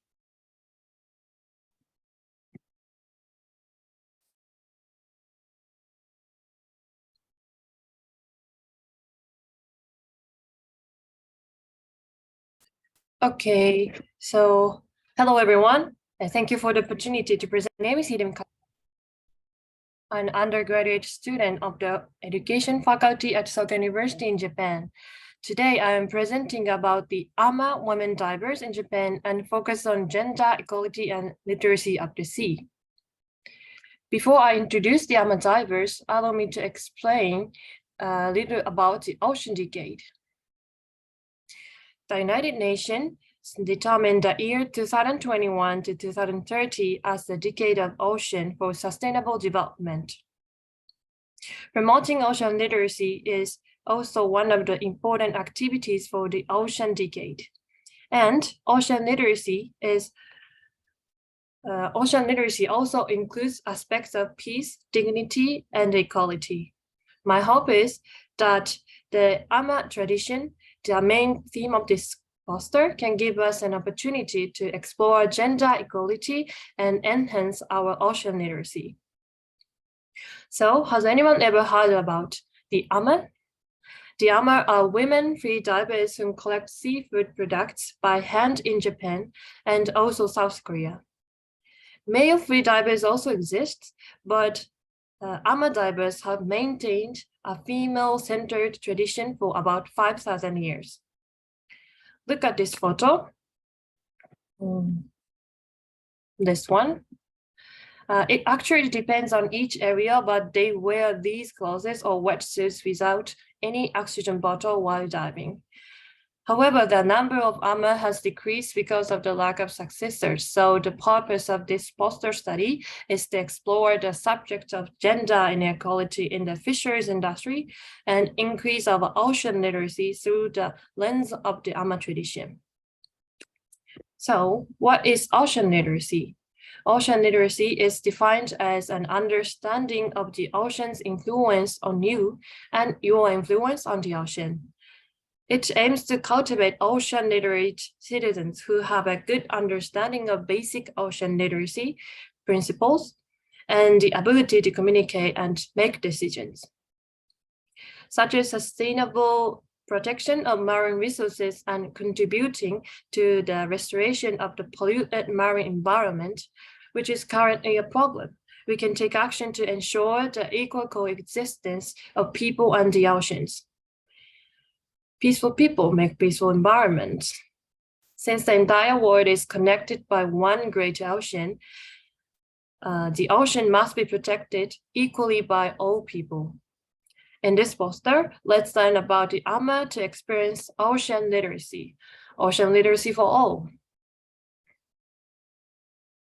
So next, I will focus on two problems and discuss how the AMA profession can contribute to them. So look at figure 1. It shows the total seafood products in the world. As you can see, the dependence on marine resources and products is increasing dramatically. However, the dependence is causing rapid decrease in seafood stock.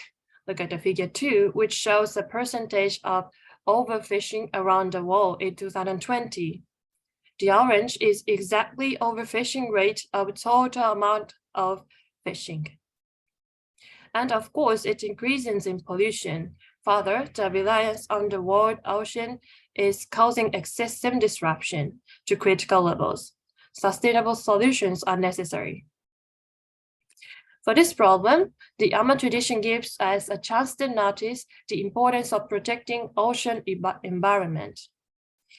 The AMA's fishing tradition is a sustainable method to maintain the ocean environment. The divers gather product under strict rules to protect and maintain the environment. Since the profession is female dominant, it is possible that they have an intuitive sense to nurture and protect the sea. The rules they follow are restricting the harvesting of abalone to those less than 10.6 centimeter in size. Image 3 gives an image of it. Releasing seedlings and restricting the season for diving. This is one of the reasons why AMA do not use oxygen bottle. So next, allow me to share some information regarding gender issues in Japan. Look at the figure 3. It shows the percentage of female workers among all workers in Japan. As you can see, it is showing gradual improvement. Although gender equality has been making incremental improvements, Japan falls behind compared to other developed countries. Look at the figure 4. It shows the percentage of male and female workers in fish industry in Japan. The orange part is female, and the blue part shows male workers. The number of female workers was low to begin with, but it is clear that number is declining further. By studying female-dominant jobs, such as the AMA tradition, we can highlight the importance of improving gender inequality. In recent years, the traditional male-dominant labor force in the fishing industry is also decreasing, and the female population is also decreasing, as shown in Figure 4. The female-dominant AMA divers provide equal opportunity in the fishing industry because AMA is a profession practiced primarily by women, and it is nationally recognized as such. They are all women, shown in this image 6. They are all women. However, the population is also decreasing, as shown in Figure 5. Toba City and Shima City are known for their abundance of AMA divers, decreased and continues to decline today. Toba City and Shima City are known for their abundance of AMA divers. From 2010 to 2014, the number of AMA divers decreased and continues to decline today. Some reasons for the decline are related to hard work involved, the lack of successors, and so on. So in conclusion, through studying the AMA tradition, we gain insight of two themes: sustainable protection of marine resource and gender equality. Ocean literacy. Gender equality is one of the most important aspects of quality education, as shown in SDGs Goal 4, and leads to the recognition of gender equality, also as shown in SDGs Goal 5. AMA, whom are mainly women, are an instrumental symbol in society that addresses gender equality. Moreover, the fishing methods of AMA have always been mindful of protecting marine resources with an eye to the future. Learning about the AMA tradition allows us to reflect and understand the close relationship between humanity and the ocean. So through my poster presentation, I hope that everyone will become aware of the connection to the ocean that surrounds us. Also, I hope that you will lead your lives from tomorrow with the awareness that you are one of the guardians of the ocean and gender equality. That's all. Thank you for listening, and it was my pleasure to participate. Thank you. And thank you for your presentation. Our next presenter is Luis Garcia, a graduate student from Soka University, Tokyo.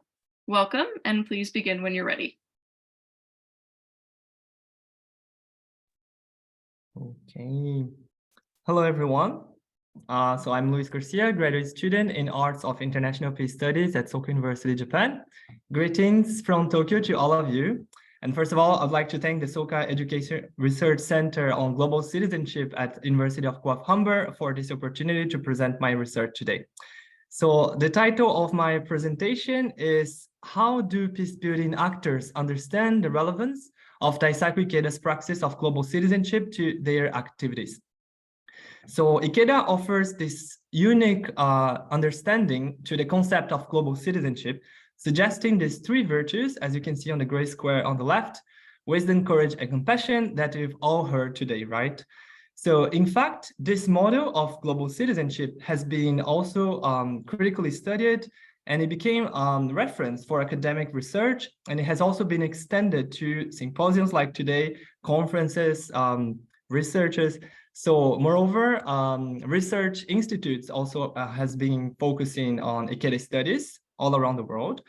And all of that is based on numerous contributions of Ikeda, basically and mainly dialogues that he had led with peace activists with all around the world on culture of peace and the emergence of a community of global citizens committed to shaping a promising society in which peace, dignity, and equality prevail. So talking about dialogues, one of those was with Dr. Lawrence Carter. So Carter is the founding dean of the Martin Luther King International Chapel at Morehouse College. That is the world's largest religious memorial to the legacy of this great civil rights leader that was Luther King. So in the process of reading Carter's book titled A Buddhist Preacher's Buddhist Teacher, How My Interfaith Journey with Daisaku Ikeda Made Me a Better Christian, that you can see the cover on the screen as well, I noticed a very detail-oriented and a very critical inquiry into how Ikeda and his actions for peace, based on these three specific global citizenship virtues, have become influential in his life as a peace-building leader in the United States. So signs of this impact are clearly argued in this book. So to investigate if and how other people as well in the field of peace building would have an opinion on that, I analyzed about 10 dialogues between Ikeda and world leaders. In one of them, Dr. Vincent Hardin, for example, mentioned earlier by Dr. Guajardo, stated the following as a reply to Ikeda in their dialogue. I quote, "The three qualities for global citizenship that you mentioned are imperative. One of the three, courage is at the heart of so much." And then they go further in their discussion on this specific virtue. So just like Harding, other authors also commented on each specific global citizenship virtue mentioned by Ikeda, as the graphic shows. So you can see in the central column that indicates which authors and how many times in the literature they have talked about Ikeda's global citizenship virtues. So in addition to the theory, authors like Dr. Ryder also comment on the application of these virtues that they saw in Ikeda's actions as a leader. So combining theory and actions, the literature review of my research presents Ikeda's praxis of global citizenship. So to conduct this research and deepen the literature, I interviewed 13 people that I divided in two groups. So first I discussed with 6 of Ikeda's dialogue partners, mainly those who participated in the dialogues that I analyzed in the literature before. So they are educators, leaders of international NGOs, social movements, and global peace building institution leaders. At first, I decided to interview mainly people from this group, presuming that they would be in the best position to understand the relevance or non-relevance of Ikeda's global citizenship praxis to their activities. One advantage, of course, of conducting such interviews with these participants was the opportunity to deepen what I read in the literature, so that they stated earlier. So on the other hand, limiting the data collection only to them would have suggested that only people who encounter Ikeda in person would be able to understand what this research seeks to explore. So to go deeper, I opted to add peace-building actors who have never met Ikeda in person, but had other forms of contact with him and his praxis of global citizenship. So they are university students who encountered these ideas through the writings, literature, exhibitions, conferences, the academic field in general. And it's important to note that none of them is a member of the Buddhist organization Soka Gakkai International, which is led by Ikeda, and none of them, for ethical reasons, is employed by one of the institutions founded by Ikeda as well. So, in fact, it can be assumed that SGI members understand this relevance and this impact by Ikeda through the religious faith, and the organization itself, which would not answer the research question of this study. So as a result of these interviews, and some of them are present today, so I thank them so much for being here, are organized so 3 different themes of analysis. So first, Ikeda's global citizenship praxis, understanding its meanings, purpose, and applications, in which participants explain how they understand these specific virtues and how they convert this understanding into very action in their daily endeavors. Number 2, skills for peace building based on the virtues of global citizenship. So what came from that is that Ikeda's global citizenship praxis contribute to developing skills such as dialogue strategies, embracing unity in diversity, and developing leadership skills as well, for example. And number 3, the potential impact of Ikeda's global citizenship on a broader scale. So not only for this individual's level, like for the participants of this research, but also in peace studies in general and global peace building in general. So in the findings section, this research shows that Ikeda and his global citizenship praxis speaks to everyone. So it's beyond physical encounters. The relevance of it is beyond the personhood. So it is resulted by the impact of his praxis. Ikeda's global citizenship praxis is relevant to peace studies and global citizenship and global peace building, as shown by this research, and that there are no models for global citizenship, rather a possibility that Ikeda can be considered a symbol of it, as suggested by some of the interviews, and impacted future generations as stated by all of them. So if you look at the pictures on the top of the last column, what do you see? Gandhi, or the symbol of nonviolence, right? Then Martin Luther King Jr., or the symbol of the civil rights movement. Is there a model that we can refer to when we think of global citizenship? So that's the question. So in conclusion, based on the findings of this research, I recommend the promotion of Ikeda's global citizenship praxis as a reliable reference for global citizenship scholarship, not only theoretically, but also as a beneficial tool for peace-building activism. The enhancement of research on Ikeda's global citizenship praxis, not only through the Ikeda centers, which are already playing an important role in this degree, but also in academia. In general, in a broader sense, the future research can also extend Ikeda's global citizenship praxis, so this research topic, to diverse and more specific areas involving peace building, such as education, leadership, but also to specific and more diverse geographies. So for example, how can Ikeda's global citizenship be implemented into education in Japan? Or how would Ikeda's global citizenship praxis benefit peace building leadership in France, for example? And lastly, considering Ikeda's global citizenship praxis a reference in this domain, and Ikeda as the symbol of global citizenship, as mentioned earlier. Thank you very much for listening. And thank you very much for your presentation. Our next presentation is from another team of students, including Abigail Francisco, a SERC-GC research assistant and undergraduate student from the University of Guelph-Humber, as well as students from Kansai Soka High School, including Sena Sugimoto, Miki Sugiri, and Kazumi Inoue. Welcome, and please begin when you're ready.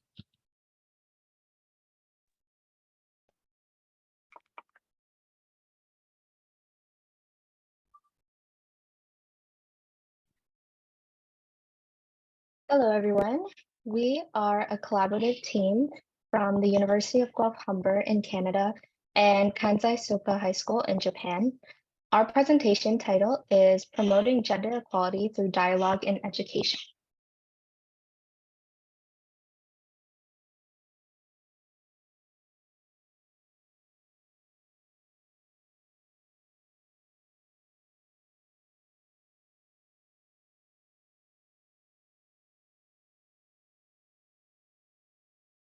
Sorry, is one of your group members muted?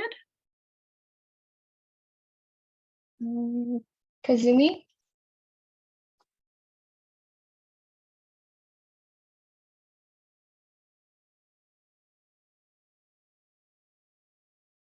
I'll just go ahead and read Kazumi's part.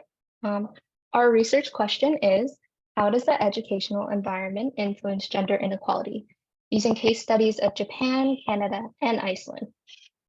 These three graphs are the results of Japan, Canada, and Iceland in the Global Gender Gap report conducted within 146 countries. While Iceland ranks first in this, Canada ranks 25th, and Japan ranks 116th, showing huge gender gaps. We have two methodologies for our research.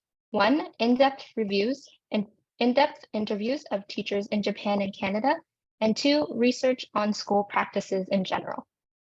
Some examples of the interview questions we asked were, are there any educational methods that you devised to prevent stereotypes from being instilled in children? What issues should we focus on now to prevent future gender issues? And what do you think is necessary to prevent educators from unconsciously promoting stereotypes about gender?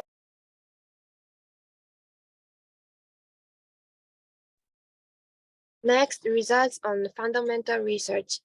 In Japan, women are paid 40% less than men and 10% less employed. Also, even though the right to take parental leave is guaranteed, astonishingly, only 14% of men take parental leave. In Canada, we found that women are paid 89% of men's wages. Additionally, in comparison to 64% of mothers, only 36% of fathers take parental leave. Although majority of mothers work, women in households spend more hours than men doing unpaid domestic care and work. It is evident that through our findings, progress has been made in Canada, but there is still a lot that needs to be done to achieve full gender equality. However, compared to this, Iceland has equal pay between both genders, which are legalized by the government, and nearly the same employment rate. Even for parental leave, 74% men take paternity leave is Iceland, which is very equal to the woman's rate. From me, I'll explain the results. First, a comparison of Japanese and Icelandic elementary schools. We want to compare Japan with Iceland to understand what is lacking in Japan. We have two rationales. One, Japan is a very developed country, very developed, but gender issues are given very low priority. Two, Iceland has the best practices on gender equality for elementary school education. Due to an interview from a Japanese elementary school teacher, we learned that in Japan, teachers lack gender issue knowledge because of the busy work style. However, in Iceland, since there are laws to support gender education like Act on Equal Status and Equal Rights irrespective of gender, the government supports the teachers' understanding on gender issues. Next, direct comparisons of Canadian and Japanese high schools. According to an interview from teachers in both Japanese and Canadian high schools, Japanese teachers stress the importance of addressing stereotypes, being aware of microaggressions, and to provide proper training for teachers to stop gender inequality. Similarly, Canadian teachers focus their answers on teaching equity, prejudice thinking, and to empower students. From these results, we were able to compare similarities on Japan and Canada and how they should extend their effort to advance their gender equality. Next is our proposal. From similarities in interview results between Japan and Canada, how do we close the gender gap? First of all, we have to increase female representation in a lot of situations. However, to solve the gender problems fundamentally, we need to avoid gender stereotypes in our daily life. To do so, we have to engage in dialogue and train educators to make them aware of gender issues. Several international organizations have also stressed the importance of dialogue and gender equality. The International Labour Organization has consistently promoted the idea that social dialogue is, quote, an essential tool for advancing gender equality in the work of work, unquote, world of work, end quote. Likewise, UN Women mentioned that, quote, one of UN Women's flagship events at the 59th Commission on the Status of Women, the dialogue brought together women and men, girls and boys of all ages, indigenous groups, private sector and media representatives, LGBTQ groups, and civil society organizations from countries across the globe, end quote. And now, how we can apply Icelandic dialogue in Japan and Canada. The legislature of laws in the country affects family dynamics. According to a survey by the World Health Organization, Icelandic fathers do parental leave the best. Also, Icelandic fathers are the best communicators with their children. So other countries such as Japan and Canada should apply this Icelandic communication style in our country. Finally, I will suggest practical activities to solve gender inequality. First of all, we are planning to practice dialogue with classmates in our school. Also, clearly promoting the position of ally, which is non-participants who stand up against discrimination, acquiring the right knowledge, and creating an environment that respects the will of each individual, regardless of gender, are important. that concludes our presentation. Thank you very much.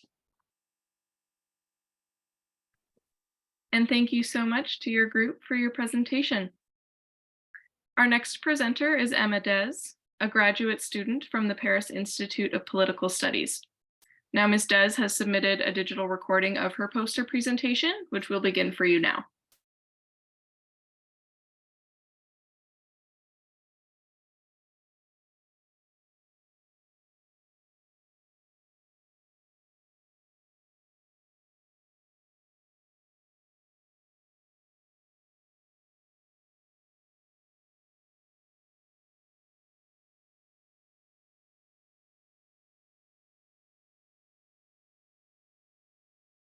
Present my case study on the Chulim band in Siberia, Otuken. So for the sake of peace, the UN Sustainable Development Goal Target 47 highlights the relationship between education and sustainable development by acknowledging the role of cultural diversity. Even though music is not clearly stated, I think it would be a mistake to overlook its influences in this matter because music has its own mandate in the expression of a culture. So with the look in the literature for the background, we can understand that music is an activity that connects people from the self to the other and vice versa. And it can have unexpected impacts, such as the reduction of cultural prejudices. Then one of the peace education goals is to foster the awareness of interconnectedness. With music as a tool, peace education can be integrated into the framework of proactive peace building as it is about deepening one's participation in the here and now. Therefore, music is one of the activities of peace education for peace building by highlighting the commitment of performing actors. But how can a musician be an actor for peace? So by focusing on the band Otuken, I wanted to understand how they can be an educational actor for peace by testing the idea that music can promote a culture of peace and not violence, and that it can teach us values of dialogue, global citizenship, and dignity. So those were my research objectives. For the methodology, at first, it was important to make a sample out of the corpus of songs. As Levi-Strauss claimed, music is a powerful experience, difficult to analyze. Because of that, I decided to do a content analysis on the sole basis of the lyrics, not the musical sound. I used Spotify, YouTube, and Google searches for that. And my exclusion criteria, therefore, was instrumental tracks. And my inclusion criteria was that I needed to have access to the written lyrics, whatever the language. So the idea was to take the band as a whole, with a material level study for more like tangible content, tracks, videos, and with an immaterial level study, what they do and incarnate. So for this sample, I made a content analysis in 2 steps, reading and watching, to identify themes with a color code on the translated available lyrics, and to gather information from the videos, if any. Finally, because Jonathan's talk highlights the importance of avoiding essentialism when studying indigenous peoples, I paid also attention to the flows and dynamics with some research on their non-performing activities and general information, such as their name, their website, historical information on their culture, etc. So therefore, in the light of Target 47 and for future generations, I widened my focus on the aura of the band as a peace actor. For the results, selecting the sample was a long process, but eventually, out of the corpus of 38 songs in 3 albums and 7 EPs, I chose 7 songs. It is important also to note that I counted as one song all the different versions of a title because the lyrics were the same. And also they released a new album last week, so it was not considered in this case study. So in my table, you can find the titles of the 7 songs and some indications about their content, identities, and where I found the lyrics. So from that, I identified 6 themes. Out of the 6 songs whose lyrics were in English, so it excludes a lot of honey.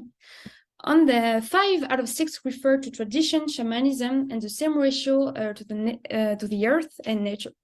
4 out of 6 talked about emotions, half of them talked about disappearance, death, the end of something, and 2 out of 6, 2 songs emphasized relations, friendships, trusts, listening, and connections thanks to music.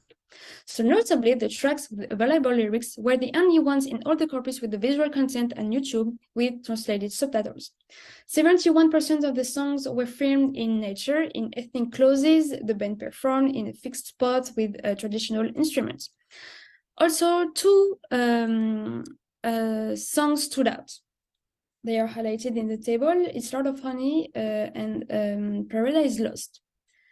So Lord of Honey has many specificities. It is the only one with the non-translated lyrics on the internet. It is the only one whose video is at first a tutorial speech on bees and high forests on their sustainable lifestyle before performing the song. The other one, Paradise Lost, is the only song with a melancholic tone, and it is the only live performance of the group with subtitles on YouTube. It is also the only songs whose lyrics could be found translated in more languages than just English. Then Otuke for the immaterial content. In Chulim language, it means Mother Earth or a sacred place for warriors. It is the name of the land. And on that note, it is one of the main lyrics of the song Kukagacha. They repeat a lot Otuken, which makes sense if you look like on the identity of the track. So the band members are natives of Eastern Siberia. They are named Chulin Kakas. The earliest information that we have is that they are threatened since the 16th century because of Russian colonialism. For instance, nowadays they suffer from nuclear testing in the region. So they are people whose traditional way of life is based on shamanism and their relationship with their environment. The band was founded in 2015 to preserve their customs and song. They are associated with the store selling Chulim honey. You can buy it from their website if you want, or the profits will go to the development and sharing of indigenous Siberian culture and music. It is also possible to buy their unique paintings, tambourines, and coats as goodies from their band. And from their website, we can also learn that they took part in a project with NASA and SpaceX as they sent a capsule with their music to the moon. It's a project gathering 1,000 artists called the Lunar Codex. For the discussion part, so Otu can teach us about the lifestyle, like in Lord of Honey. They show us in all their clips, except Paradise Lost, their relationship with nature. They share their identity. So Otuken is a part of the cultural diversity of the world of the earth. As they are even represented on the moon, giving a glimpse of the identity of humanity to the universe and for future generations. So basically, Ikeda emphasizes that we need to learn from rich spiritual heritage and tradition. From my Western point of view, when encountering their band, I acknowledge the need to preserve cultural diversity and to learn from their heritage. Like through music, a relationship can be built on the basis of common realities. So as the 6 identified themes can testify, I invite you to look at the poster to test if there is any of those themes that you don't relate to in your reality as a people in your culture, etc. So from this common ground, I can acknowledge the differences between them and me because they are teaching them to me. So there is definitely a dialogue between them and me. So through music, Otuken is asking for the dignity to survive by sharing their identity and facing our differences thanks to the roots of these connections. So those common realities, like we can understand, they say we are interconnected. We know to fear, love. We have friends too. We are human beings. We are all equal citizens of the world. And from those roots, we teach you about us because we need your support. So this is a dialogue for me. They especially sing this in Paradise Lost. Like they are only translated live sessions, so one song out of the 7 songs of the sample, but also it is the only one in all the corpus of 38 songs. It is also the only one available in other languages besides English. And it is, interestingly, the one where they song about the disappearance of their culture, of their people. So as you can see on the table, in a melancholic and a Western tone that stands out from their traditional other sounds.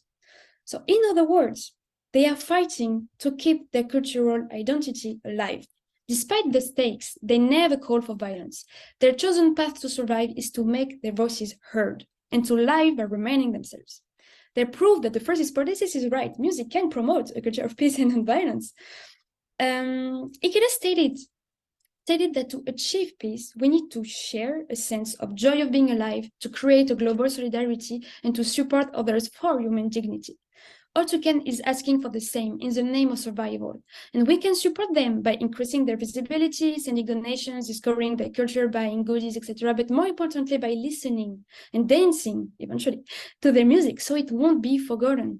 Like that, we are all performers for peace, thanks to music. Ikeda wrote that only education can provide a driving force for such a renewal of awareness for a common future.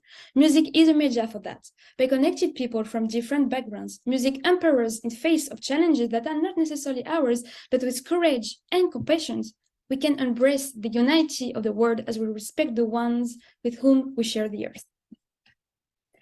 So, paradoxically, I did a case study of a musical actor without deepening the instrumental part of their music. So this was a choice. In the light of the peace and education themes of today, I wanted to study those aspects through the performative lens of the band to show how we can be an actor for peace. But to complete this case and for future research, I recommend paying attention to the musical and instrumental identity of a toucan to listen to this aspect of the story they want to tell us. Thank you very much for your attention.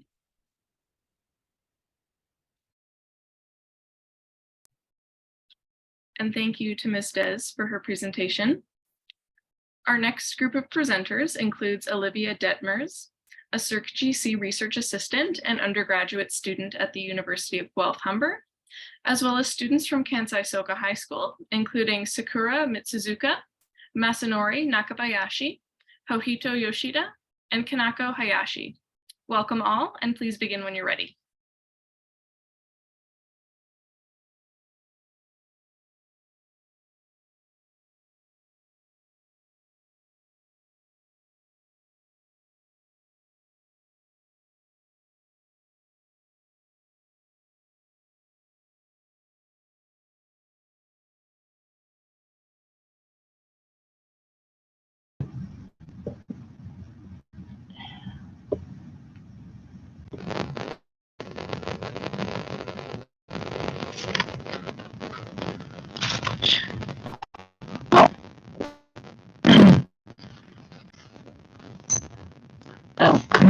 Everyone, team of presentation is Early Creating Education in Practice.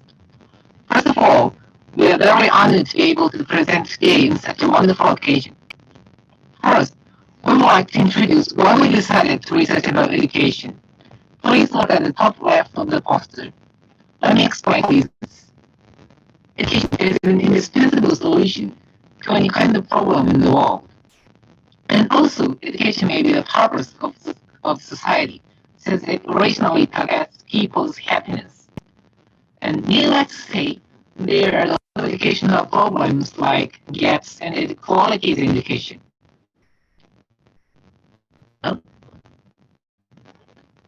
Excuse me. Someone has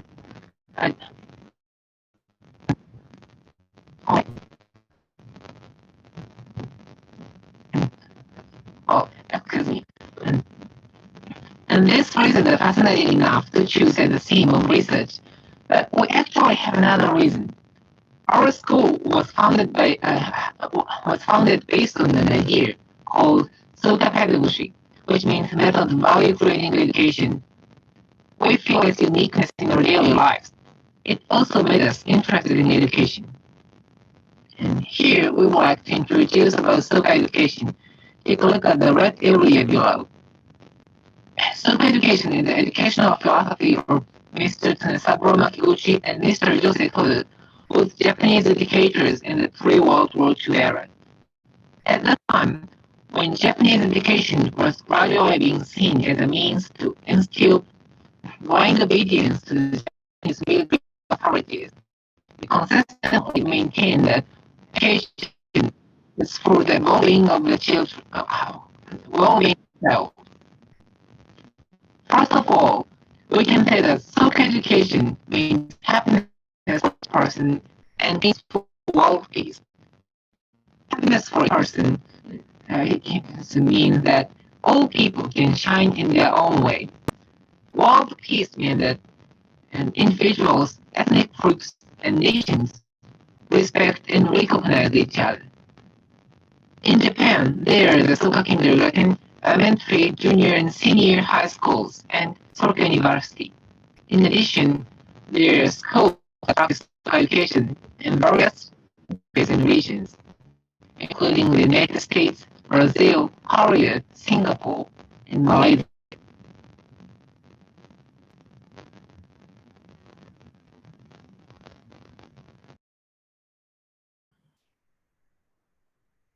Okay. To begin with, education is a human activity. In Japan, however, this basic principle has been implemented. Japanese education mainly focuses on memorizing the knowledge. Students' personality are evaluated based on the test scores. Then, what is the ideal form of education? It is a human nature development to nurture them as human beings. So, how do we put this into practice? We thought that we have three main ways. The first is that learning from a life of Mr. Makiguchi. His spirit of justice is present in this education. Second is to connect what you learn with your personal and real lives. Our school adopts a practical academic approach in which students apply what they have learned at school in their real lives. Third, we cherish each other.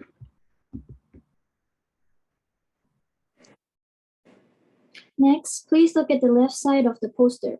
On the topic, Value Creating Education in Practice, we took a survey of Kansai Soka teachers and Guelph-Humber University professors to investigate each person's educational beliefs and their thoughts as an educator. These boxes shows the outcome of our survey that we did. So let me share the results of the survey. As for our results of the survey that we took, we analyzed the responses into two parts: similarities and differences. Firstly, please look at the theory part. We noticed that the questions that asked the understanding of education had the same response. We think that this is because Soka teachers study and learn about the philosophy of Soka. For example, questions like how would you define the term value creating education?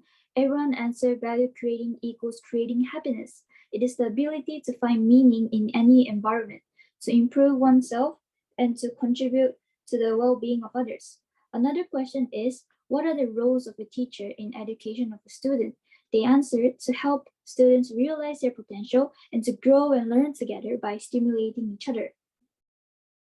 Next, please look at action. Compared to the understanding part, we also analyze the questions that are more likely to focus on action. That means teachers have to take action in order to achieve their ideal education. We ask questions like, what is the top thing that you want your students to take away from your class? Their responses were, to learn to nurture their potential, never giving up spirit, to think and go for a spirit. So as you can see, how they apply this Soka philosophy differs individually.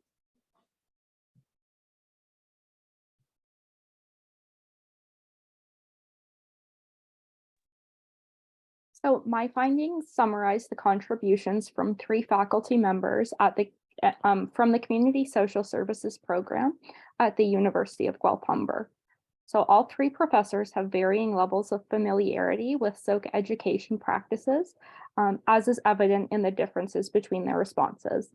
A couple of key themes that should be highlighted include the instructor's self-definition of value creation and what they want students to take away from their class.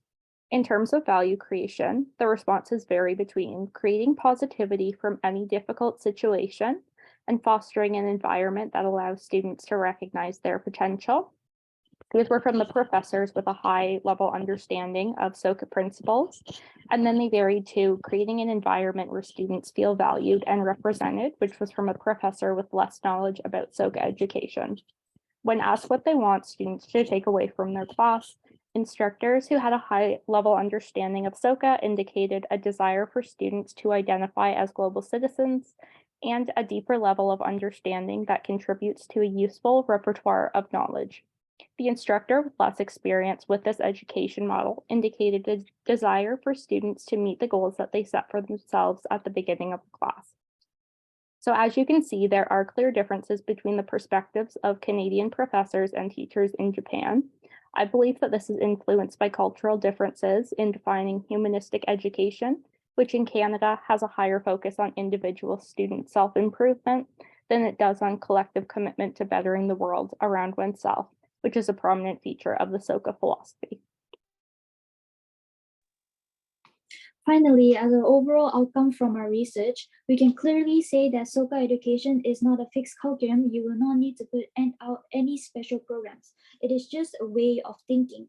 Since this philosophy is clearly capturing the essence of education, it enables diverse practices. From teachers in Soka, we know that they learn and understand the philosophy. Their way of approach differs individually. So this explains that Soka education, it's not fixed and it is flexible. From Guelph-Humber professors, we know that they have never received Soka education, but professors are learning its philosophy and trying to practice in their classes, which emphasizes that Soka philosophy could be practiced by anyone.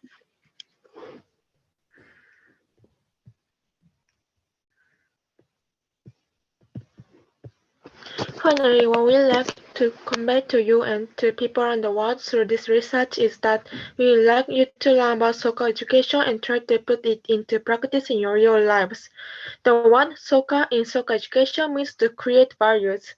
I strongly believe that it is precisely at this time when it is extremely difficult to determine what is right and what is just in today's society, which is overflowing with information due to the spread of social networking services, that we need to foster human who can think independently and create values as Soka education does, and who can contribute to the happiness of humankind and peace in the world.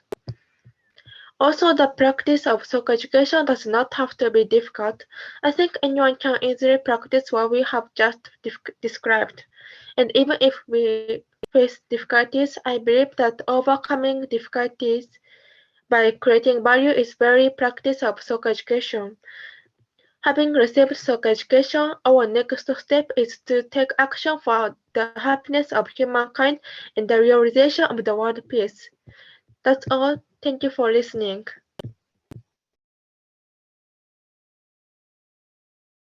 And thank you to your group for your presentation. Now our next and final presenter is Aless Nunes, a graduate student from Soka University, Tokyo. Welcome, and please begin when you're ready.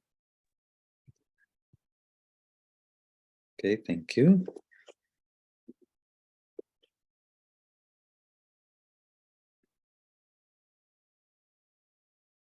Okay, hi everyone, thank you very much. So my name is Alessi, I'm from Brazil and I'm living now in Hachioji in Tokyo and conducting my PhD in education at Soka University, the Faculty of Education. So my presentation today basically is about us, is about our mental health as university students, and we all know well that is a big issue. And just allow me to zoom in my poster to understand better the words. So here we can come. So mental health is in higher education is very serious. And for example, the American Psychological Association says that 8%, really 8% of students, they have some type or some level of mental health, and many other data about that. So that's the reason for me incorporating happiness and subjective well-being into global citizenship and sustainable development in higher education, I consider essential because both are related in some way.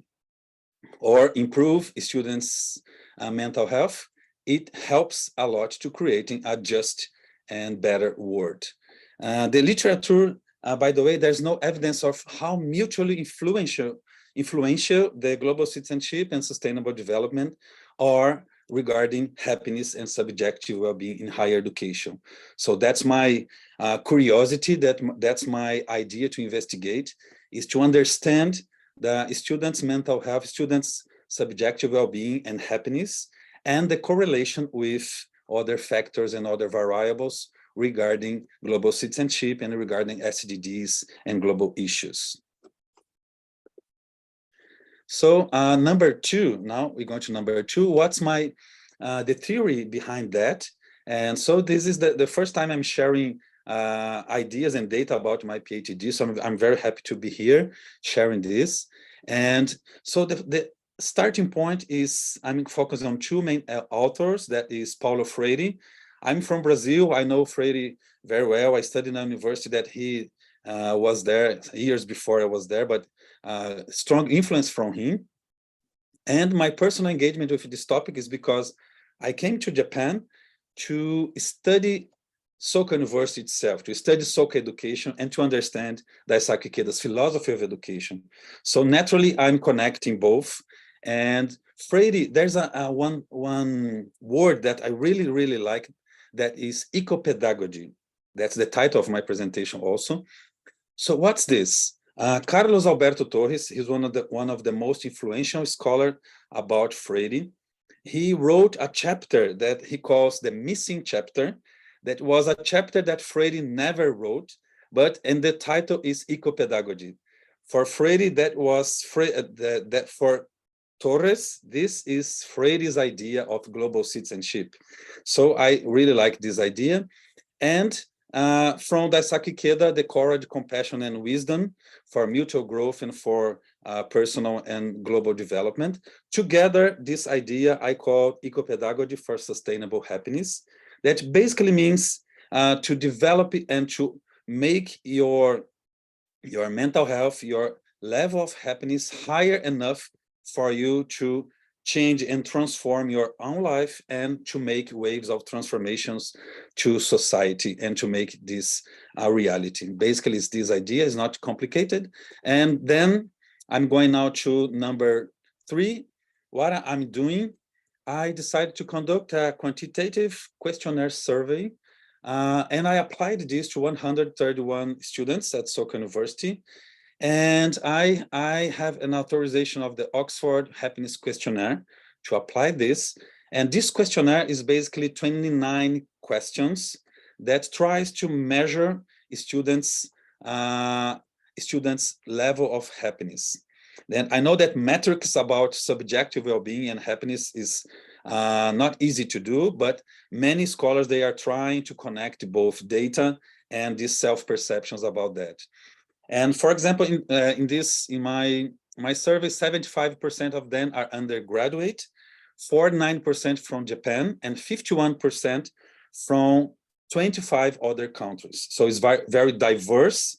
And so this is very interesting for my data and for my analysis. One simple question that, are you happy? That was the initial question. As they said, yes, 91% of them, they are happy.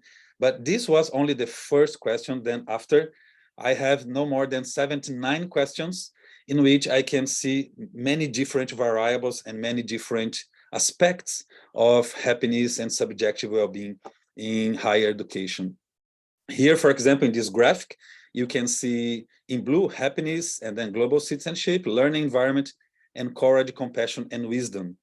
So with this data, I start to realize that Soka University students, they consider, for example, courage, compassion, and wisdom as the most important thing for global citizenship and for their learning environment. I said, what's happening? Why are they considering this? So advancing, I said, what area of your life do you consider urgent to improve? I was expecting different answers, but the first one was academic achievement, naturally. But the second one, the planet. I said, whoa, students are not concerning as the most urgent thing to improve about their financial situation, their relationships, their family, no, but the planet. So based on this idea, I started to go deep and to understand the data and to see why and where is located this type of mentality and type of idea, and what's the connection of this with the other variables in my research. So going now to number 4, with all data, I decided to apply a novel statistical test that is a test of regression that I can understand and how influential or what's the impacts and interconnection of my variables. And this is, in my opinion, this is very interesting because you can not only see the words, not only see what they are answering, but statistically and mathematically, you can see the influence of one to each other. And then the first results is showing that the coefficients reveal that among the predictor variables, learning environment and SDGs learning, they had a strongest impact on global citizenship. So it's interesting that what is impacting their notion and their perceptions about global citizenship. The SDGs learning, it's very important, or they are in a learning environment that considers this as very important for them. And also the learning environment, their connection with others, their feeling of belonging, and many other types or sub-variables that I can understand from this. So the results and the findings, or the discussion about that, is that the data support the hypothesis, my hypothesis, that self-reported global citizenship levels, they are positively correlated with their level of happiness, well-being, and awareness of SDGs. So the correlation is statistically, I can show this. For example, here, the one question, the most important factor to global citizenship, and 65% of them answer to develop courage, compassion, and wisdom. So courage, compassion, and wisdom is the core of the Soka University's founder about global citizenship education.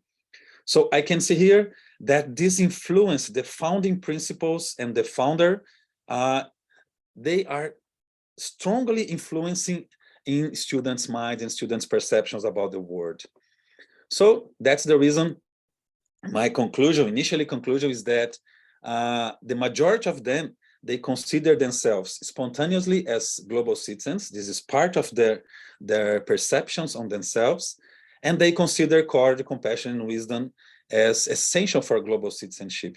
And then I present a final data here that what are the main reasons that led you to Soka University? And number one, 65% is because of the founder of this university. So here is another data proving that this connection is very important. Number two, to be a global citizen. Number three, to deepen my knowledge of the founding principles. And number four, to learn more about global issues. So after that, you have skills, learning English, and many other usual ideas that students enter universities. So that's my presentation today. Thank you very much. And thank you, Mr. Nunes, for your presentation. And sincerely thank you to all of our presenters. At this time, we're going to take a short break for our panel of judges to confer in a breakout room. And so we will return promptly in 5 minutes. So we'll see you soon.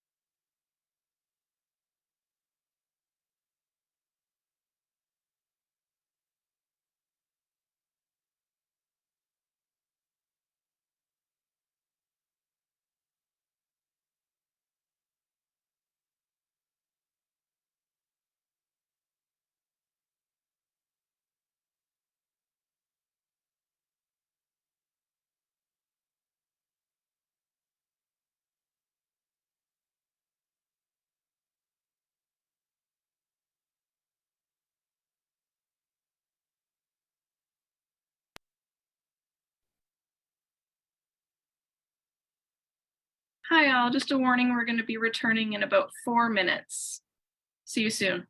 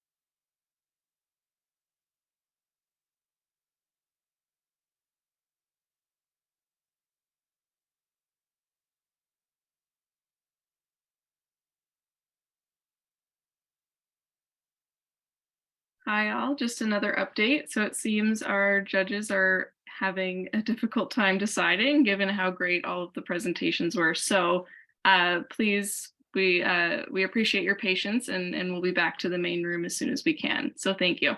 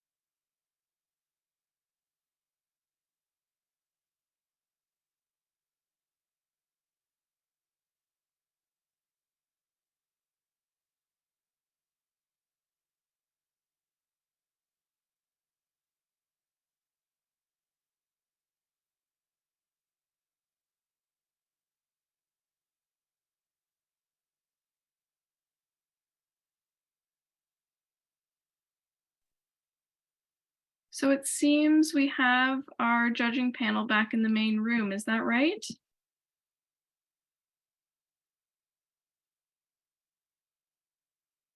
Sorry, folks, give us one moment.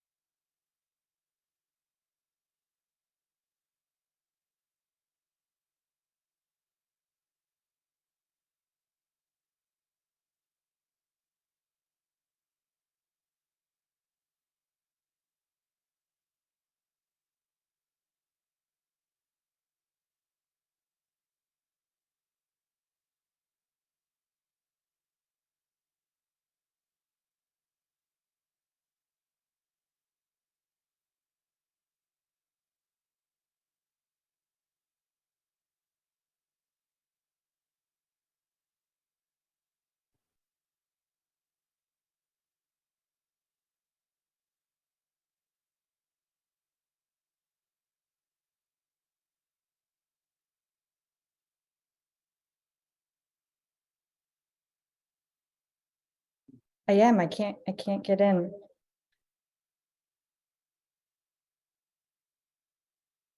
All right. It seems that we're all back. Okay. Welcome back, everyone. And thank you so much for your patience. We greatly appreciate it. So I will now welcome Olivia Boukidis, SERC-GC Senior Research Supervisor, to announce our competition winners.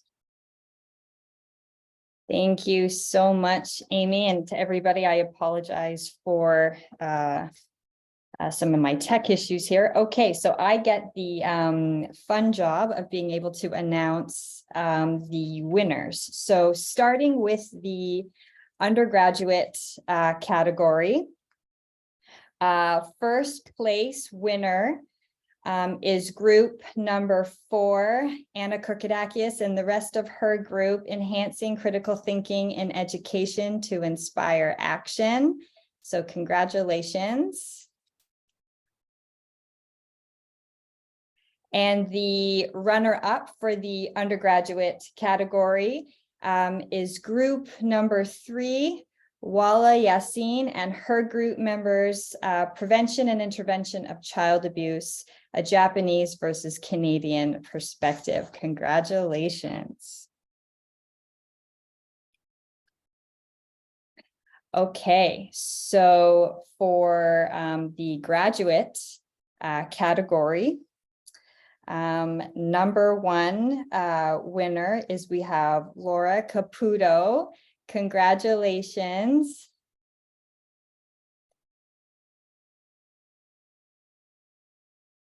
And the runner-up that we have is Alessia Nunez. Congratulations. So if we may, to showcase your wonderful contributions, we are going to be sending you a plaque, which I do believe we can show you a visual. I think our clock is going to be able to do that.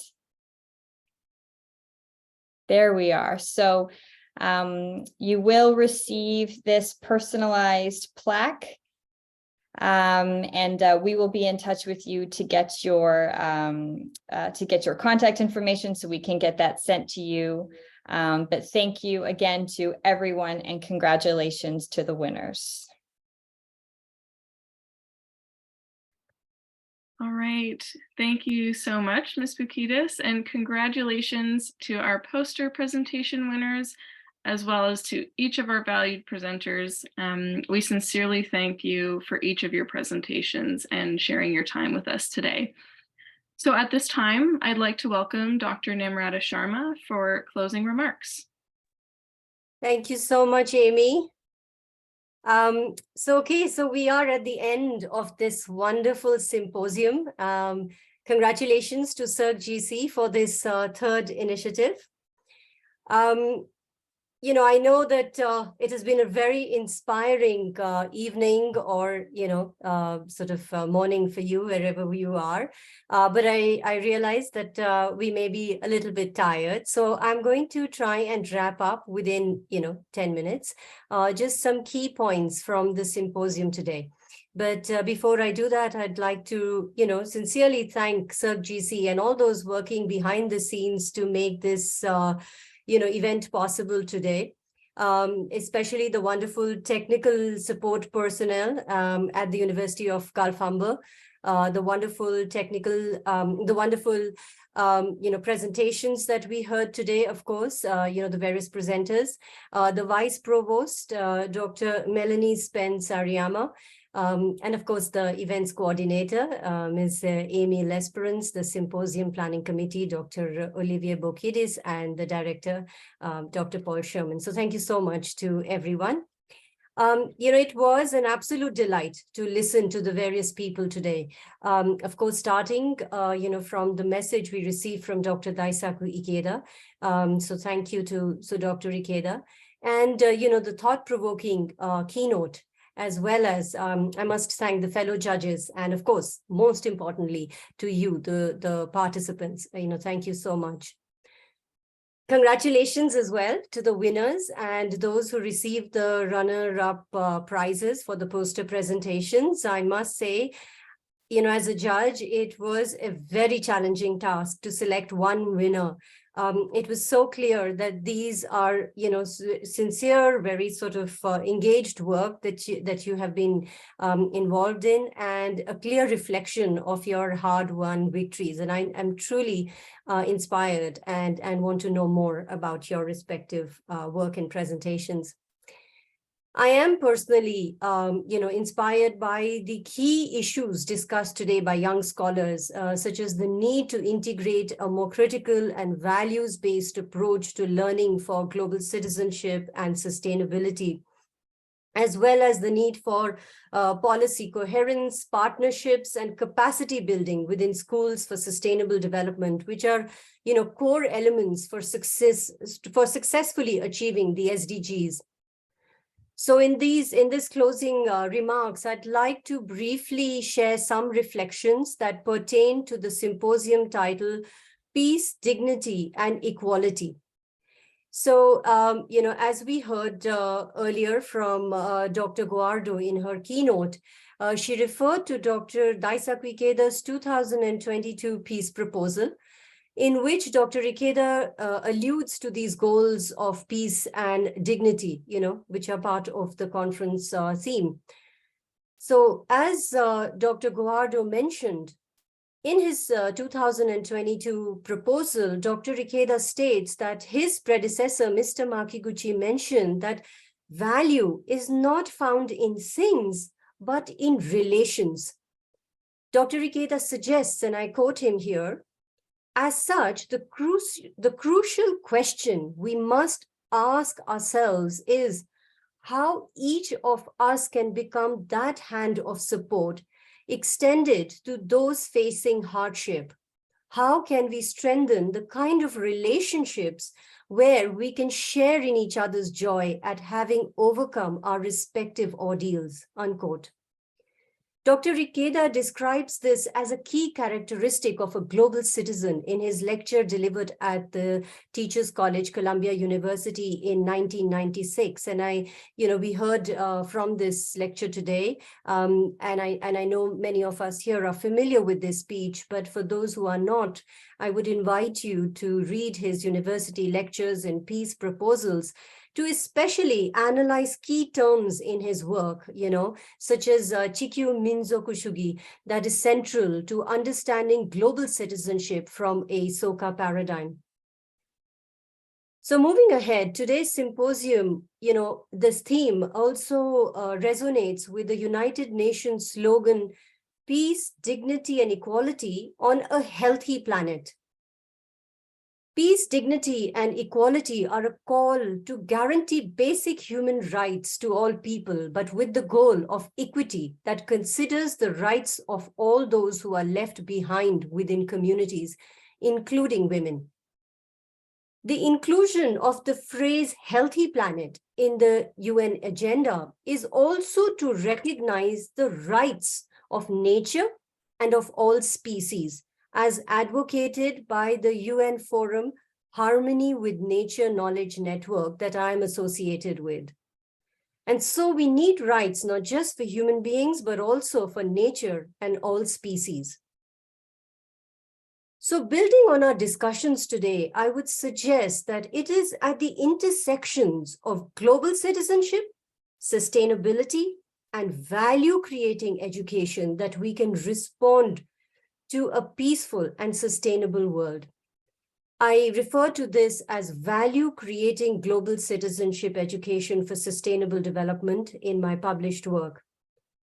You know, we often see a disconnect between research and practice taking place in the fields of global citizenship with that compared to, issues of sustainability. But how can we bring together, global citizenship with sustainability in our respective practice and research, which is what, colleagues in the field of global education are getting more interested in. So for us here, I would say bringing together global citizenship, sustainability perspectives, but also value creating education and looking at the intersections of these three moving ahead from this symposium. But to conclude, I promise that I'll be brief and quick. I think we are certainly entering a new phase in the fields of Soka studies and global sustainable education worldwide. I've been in this field for several decades, and I am so excited to see the emergence of young scholars and practitioners across the globe who are working across formal and non-formal education. And so as we enter this new phase, within global education, sustainability, and value creating education, I think what will become increasingly important is not just the focus on our own individual research, but how we can work in a more collaborative way. And I think one of the highlights for me today was the coming together of students from University of Guelph-Humber and, and other students in Japan, including the Soka Gakuen. And how can we, foster these collective efforts in these fields moving ahead? So I hope that this symposium is a step towards such meaningful collaborations and collective actions. And wherever you are, please have a very good weekend. Thank you so much from me. And thank you, Dr. Sharma, for your thoughtful closing words. What a wonderful way to close out our event today. So that draws a close to the Soka Education Research Centre on Global Citizenship's second annual International Educational Symposium. We'd like to extend our sincerest thanks to those who offered opening and introductory words, our keynote speaker, Dr. Guajardo, each of our presenters, our dedicated panel of judges, Dr. Sharma for her closing words, Jean and Owen from the University of Guelph-Humber for their technical support, and the entire team at SERC-GC, including Dr. Sherman, Olivia Bukidis, and the team of research assistants, and to all who have been in attendance today. Thank you all for your commitment to Soka education and global citizenship. Take good care, and I hope to see you all at our next event, which will be our annual special lecture happening in November. Thank you all.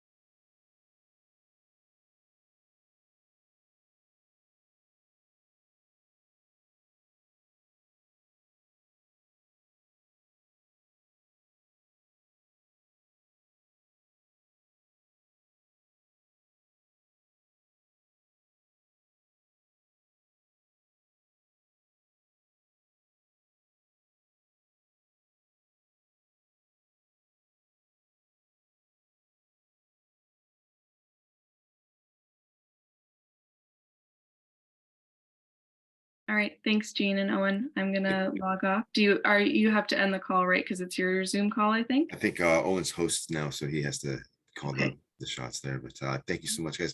I don't know who shared the plaque. I was choking. It might have been me. I was hitting. It suffered terribly.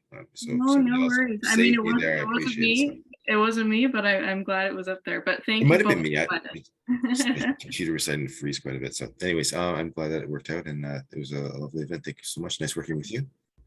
All right. Thank you so much, and I'll be in touch via email, and we'll touch base. Sounds great. Okay.